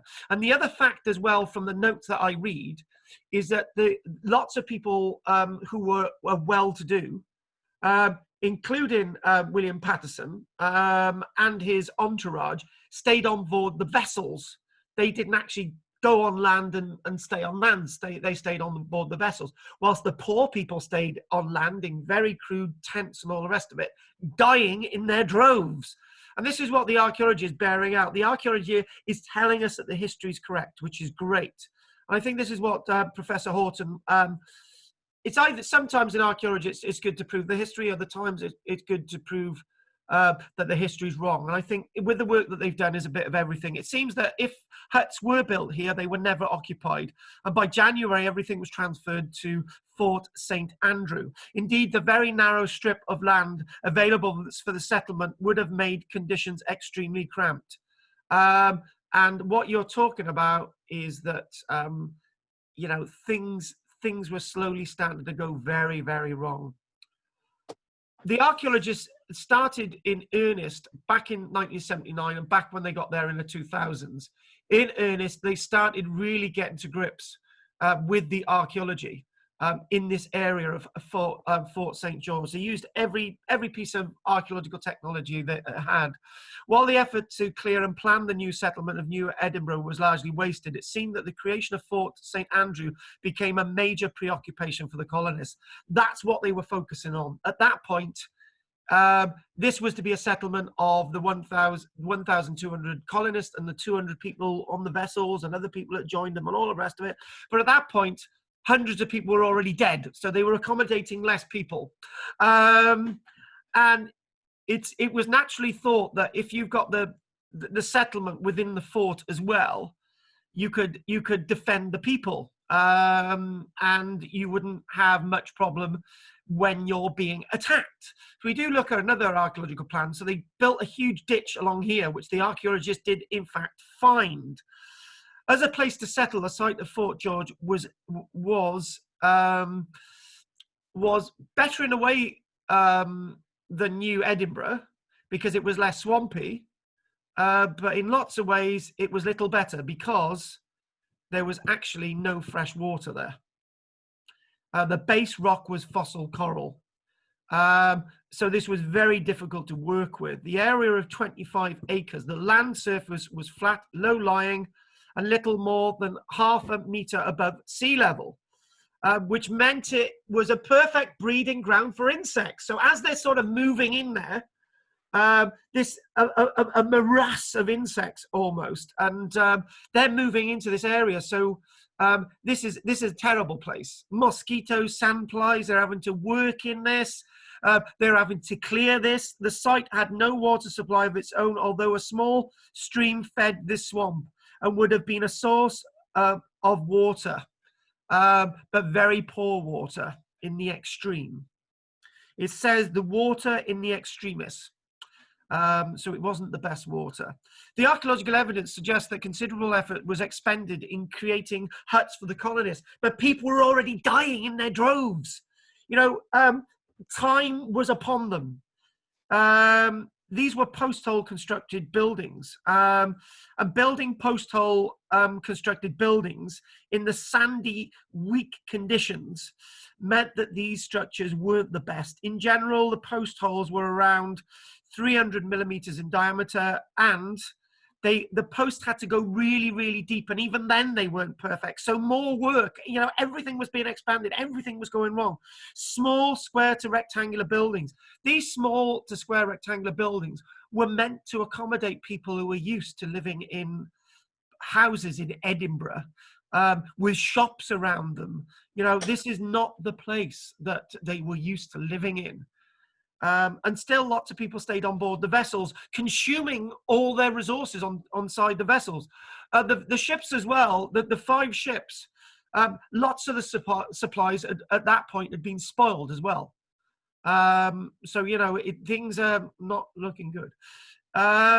When they excavated, when the archaeologists are excavating there, it's talked that they excavated 2 post holes close to a large scatter of glass beads, possibly indicating the location of a storehouse. So they've got an area where they may have actually found evidence of one of the store buildings, with all these little beads around and the post holes and all the rest of it. And what we need to go to the Place de Resistance. In fact, it's not a very major image at all. What we're going to do, we're going to go forward in my notes. We'll come back to some of these. So what we're going to do, we're going to go to where that is there, Communal Oven. Move through these images a minute. We've still got a lot to do. There's that image. They excavated a communal oven. Now you're thinking, oh my God, I've paid for this lecture today. And you're thinking, oh my God, all we're seeing of the archaeology is a communal oven. But actually, the thing is, Jane, is this is the only stone structure that the archaeologists found. They were working with post holes, you know, and all the posts had rotted away, and with all the evidence of clay pipes and so on and so on. But this was the only stone structure that they found. Even the defences were earthen banks with stakes, quite crude. So this is the only stone building, and this is classed as the colonist oven, and this being located in 1979. It had a diameter of nearly 4 meters, as you can see from the lady there. A circular wall of granite with an internal rammed floor of coral. So it was a perfect platform for your communal oven. On the west side was a small step, possibly indicating the entrance of a stokehole, which I think she's actually sitting in. I'm not sure. The superstructure did not survive, although the scatter of bricks in the vicinity strongly suggested that it had been had a brick dome. So again, Jane, you're gonna, even if we don't find on the manifest, which I think we do, they actually took bricks with them as well, which was good. You know, you're good for assisting in building structures. So they found bricks, and that's rather interesting. So it says these bricks are of particular interest as they are identical to other examples of bricks used in the area. If this was, and they're talking about whether these bricks come from Scotland, but there's another theory about where these bricks came from, Jane, and you'll think this is, you know, I mentioned this Spanish site 5 miles north that had been abandoned with a harbour and buildings there and all the rest of it. It had been abandoned about 40 years earlier. The archaeologists are actually starting to say that the Scots actually found this site, and that instead of the bricks coming from Scotland, they may have actually come from this Spanish site. So they were salvaging material from the Spanish site, taking them all the way down here, knowing full well that that site that they were taking material from was far superior to this site. If that's the case, well, that says it all, doesn't it? Alternatively, they may have made their own on site. So you've got the three theories. They brought them with them. They may have made their own on the site, or taken this from that site known as Acla that had been abandoned by the Spanish, which would be quite strange if they knew about the site, which we're told that they didn't. But if they knew about the site and took bricks from there, why didn't they occupy the site? So looking at New Edinburgh, it was, and the abandonment of New Edinburgh to go into the fort itself. There's much talk of the fact that people are already starting to think that they were going to be attacked by those damnable Spanish. And so there we go. If we move on to the other images a minute, that's one of the manifests, the Company of Scotland. This is what everyone was given when they handed over money. and looking a little bit at this plan. So what we can see on this plan, we got a more clearer one coming up. So we've got all this area 25 hectares. We've got this defense. It's guarded by a swamp, which isn't a good sign, next door to the houses. We've got a rainwater well, not a spring well. Scatters of evidence of buildings. There's a communal oven. What we've got is a moat being dug. The archaeologists have found parts of this. We have sea batteries. We've got evidence of a site of a church. All the trappings of a proper colony. Now, if they'd have started on this 2 months earlier, things may have been different. But now it was too late, folks. So probably by about February, where they were starting to manage to hopefully get themselves together by breaking their own bread. It's likely as well that they may have heard that the Spanish were on their way. The Spanish may be attacking at any point. So that's another reason to abandon the site at New Edinburgh and actually move here, because the possible fact that the Spanish might be attacking at any moment. So this is all really rather interesting stuff. So this is sort of a more contemporary plan of the day, sort of pointing out, there we go, the Scots, they called it New Caledonia, that's another thing. There's a New Caledonia in Canada, this would have been a New Caledonia here. Caledonia named after one of the vessels that sailed, named after Caledonia in Scotland as well. So so they did have actually soldiers with them, and the one point I wanted to make was that we said this earlier on, there are a third of those with them were soldiers, sort of ex-soldiers and so on, and so they would have been able to defend themselves against the Spanish. However, they were aware that in February 1699, a detachment of Spanish soldiers had been sent against them, 500 Spanish soldiers. The impact of this potential confrontation would have been quite dire. The construction of these defences was to prove backbreaking. So in other words, all the time and resources was sent into these defences and defending the site. And it's said by one that they would hatchet, wheel, barrow, pickaxe, shovel, hammer, or any instrument that required, with breaches of water into the trenches. Apparently, if a man was sick and unable to work, was denied food. So in other words, that's rather interesting. So if people didn't work, they were denied food. So they would drop until they died. And it's said of the descriptions of people there in sort of March, April, our bodies pinned away and grew so gaunt with such allowances and hard work that we were like so many skeletons. Looking at the surviving remains of the ramparts and canals, the scale of the labor involved can now clearly be understood. So what we're talking about is there were descriptions of these ditches and the banks, and the archaeologists going to, there he is, we'll come back, hang on a minute. And there they are excavating along there. The archaeologists are actually saying that they put a lot of effort into this. And a letter on the 5th of March, they were still digging their ramparts and digging, which will not be ended these 6 months incoming, and wishing daily for a second equipage to arrive. But by the 10th of April, our fortifications are not done as yet. Neither will be these 12 months. He also wrote about the internal disagreements in the colony and rather touchingly asked for garden seeds to be sent out, including radishes, neeps, onions, leeks, and colewort. If the second equipage come up not shortly, it's feared we will fall short of provisions. This is the last letter from Douglas, of whom we hear no more, and it can only be assumed that he died in the colony.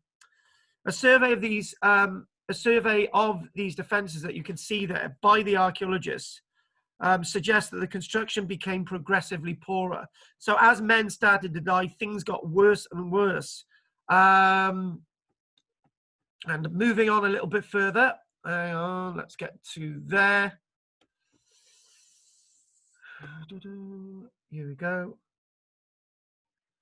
And it's saying that the archaeologists excavated in 1979 worked out where lots of the bastions are.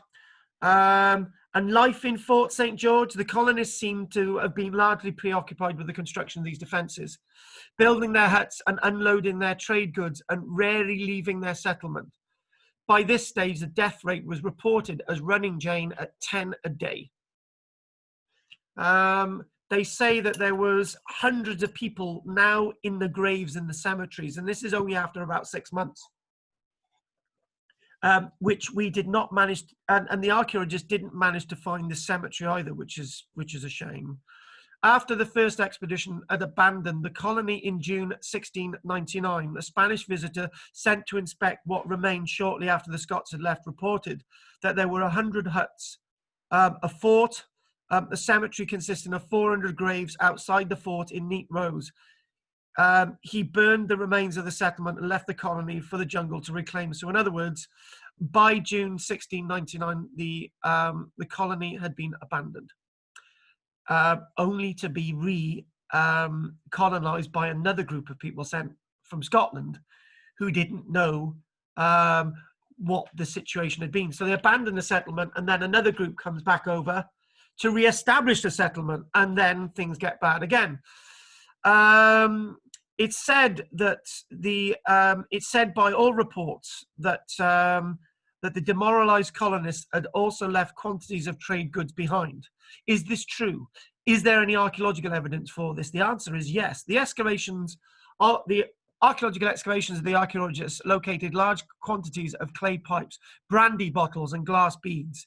The clay pipes in particular could be identified as having been brought by the first expedition, as they were supplied by Edinburgh pipe maker Paul Cocoan.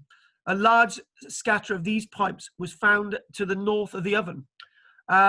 Probably a barrel of pipes simply left on the shore when the colony was abandoned. There were also surprisingly a number of brandy bottles, although no attempt appears to have been made, despite the colony running out of food, to plant any crops except experimental yams, Indian corn, and Jamaican peas. It's also said that turtles were one source of food, but the colonists may have been too weak to take their boats to hunt them, although a few turtle bones has been found within the archaeological excavation evidence of the fort. The food, nearly a year old, was rotten and insufficient to feed even the depleted numbers. The indigenous population, initially keen to help the Scots survive, are unlikely to have been willing to share their own food supplies, which would have been limited at that time of year. This no doubt accounts for various arguments and those leaving.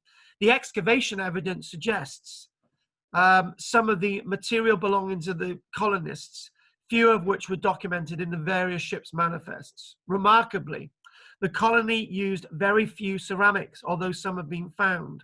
Ceramics of Scottish type and German type and French type.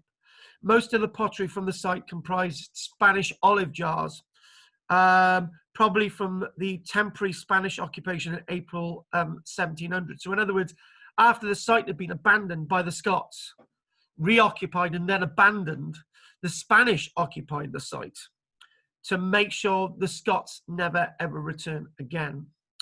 So the abandonment of the colony was that the governor was that those that in charge of the colony decided to depart. And when they departed in June, in the year 1699, only 300 are said to have survived. Only 300. On the 22nd of June, they entered the harbour of Port Royal at Jamaica, but they were told to leave. The English king had warranted that nobody is to help the Scottish settlers from Darien. And that is the sadness of the whole expedition. The English were not allowed to assist the colonists at Darien. With everything being said, there was a second expedition. Those that had arrived in New York were eventually told that a second expedition had been sent out. When the archaeologists look at the second expedition at Darien, the second expedition set out on the 18th of August, 1699. There were 1,300 colonists, sailors, including 100 women. And these set out from the Clyde on the 18th of August, 1699. News of the failure of the first expedition had not reached Scotland. If it had, these 4 ships would not have sailed. But they did actually get there. And these were the descriptions when they arrived. Now, this is quite stark. The descriptions are those colonists that actually reached there in the November of 1699. Nothing but a vast, howling wilderness. The colony deserted and gone. The huts all burnt. Their fort most part ruined. The ground which they had cleared adjoining to the fort all overgrown with weeds. And we looked for peace. But no good came, and for a time of health and comfort beheld trouble. Also said by a minister as well, unpassable woods, vast desolations never frequented by man. The land itself is pleasant, fruitful and rich, if only we had means to subdue it and skill to improve it. But wanting these, we are a poor, graceless, shiftless, and heartless company, labouring under all disagreements. No provisions, but what we brought from Scotland, which is now musty, rotten, old and salt, and yet like to be very soon exhausted, which, if we get no supply speedily from Scotland, will reduce us to the greatest extremity. So in other words, worse was to come, much worse. So looking at a few more images before we go on to this last bit now. If we sort of go back a minute, so that's that plan that we've seen before. These, I know this is not a photograph from, you know, the late 1600s, but these are the types of buildings that these people were living in, sort of from the idea of the post holes that they're finding. And to give you an idea of the amount of money put into this scheme, the good town of Edinburgh investing £3,000. Now you can imagine that these are large amounts of money, lots of people investing £100. So these were these people's life savings. And if you think people today have life savings of £10,000 or £100,000, if you equate one of these figures of £100 to be something like £100,000, you can get an idea of the value that these people placed into the scheme. And there's Professor Horton. As I say, I was in contact with him at the beginning of the week, and it's great that after all this time we remember those communications that we held in 2004, 2005 with the television program that he presented on the BBC, and obviously he was on Time Team. That is the Darien chest, which was meant to hold all the wealth and glories of Darien, that never held any wealth at all. Going back to that oven, and one thing I'm going to do is a sense of irony. Look at this. After a week of indecision, men were put ashore to rebuild the colony on the site of Fort St. George. So in other words, Jane, most of them spent weeks you know, it says a week of indecision. So they spent weeks and weeks on board these vessels, a week or more on board the vessels, you know, tossing up and down in this bay, you know, the ships being knocked against the rocks, you know, almost destroying the vessels. They stayed on board the ships with all this indecision. Men were put ashore to rebuild the colony on the site of Fort St. George. You can imagine the conditions on board these vessels would have been horrific. A letter from the council of the second expedition gives some idea of the scale of the colony as it was rebuilt, now in the 1700s. So here we go. We have been busy as possible since our arrival in getting huts built, whereof we have got 72 for planters, each 12 foot long and 10 foot broad, and 15 huts for officers, 30 foot long and 16 foot broad. Also, we have built 2 storehouses and otherwise repaired the guardhouse. It seems, after it being set light by the Spanish, who got to a site that had been deserted for a little time, and after they'd gone, the new colonists from the second expedition get there, it seems that the rebuilt colony was on the same scale as the first. It said 89 huts, and it said that 2 very good warehouses for their provisions, for here is a great plenty of very good timber fit to build withal. Most likely they had landed some of their stores into these new buildings. The archaeological survey located scatters of glass beads, and on excavation they were next to the post holes that we mentioned earlier on, indicating the storehouses. One person who could have completed the defences to a reasonable standard was a certain Thomas Drummond, who had designed them originally, and who had heroically returned from New York. But he was arrested by the council and confined to a cabin, eventually managing to leave the colony in February. So in other words, this guy who was part of the first expedition, Thomas Drummond, who was a military man, had headed from New York back to help the colonists that he was aware had got there. And he was arrested. So, you know, so we've got sort of infighting. However, the rumours of an impending Spanish attack finally persuaded the Scots to defend themselves properly. They landed 4 cannon to act as defences for Port George. The completed arrangements are shown on a Spanish military engineering map, drawn up during the final siege in April 1700, and which corresponds closely to the archaeological evidence on the ground. The long landward defences, as well as the batteries, would mean a good defence against the Spanish.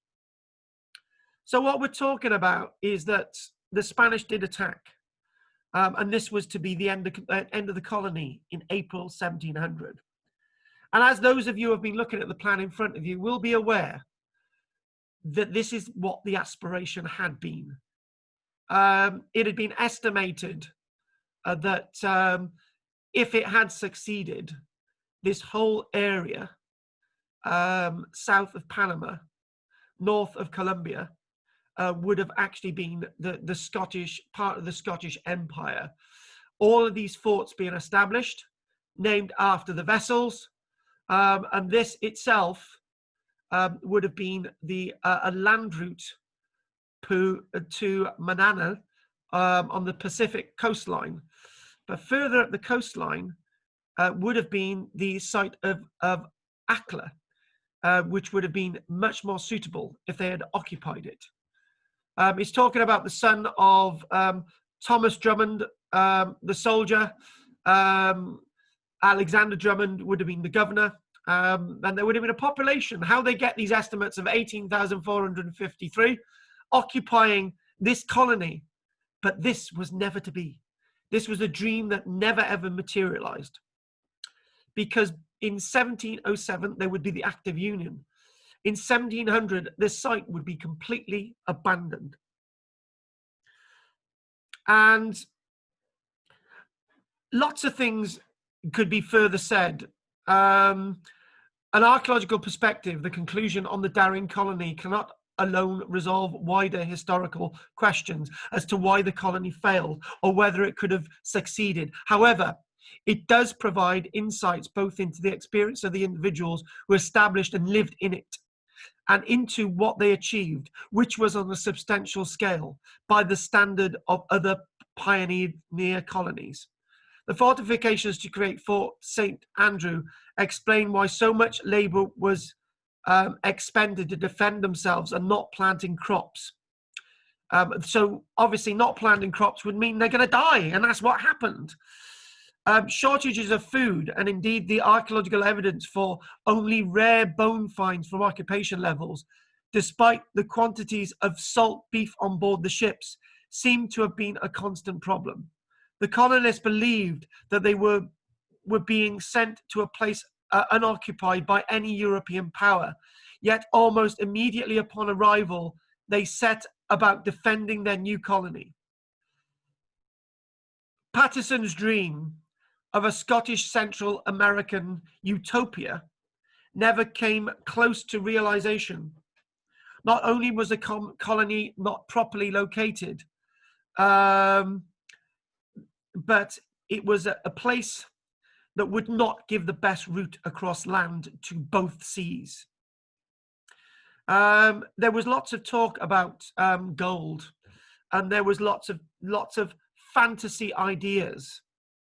Even Patterson did not give up on the notion that this colony could work, even after the failure of the colony. His ambition was to go back there in 1701 in a proposal to plant a colony in Darien again. So even after this failure, all the money went missing, all the loss of lives, all the supplies, leading to bankruptcy in Scotland. This banker believed that he could do it again. He basically said, "Will naturally circulate and flow all the treasures, wealth, and rich commodities of the spacious South Seas. Trade will increase. Trade and money will beget money.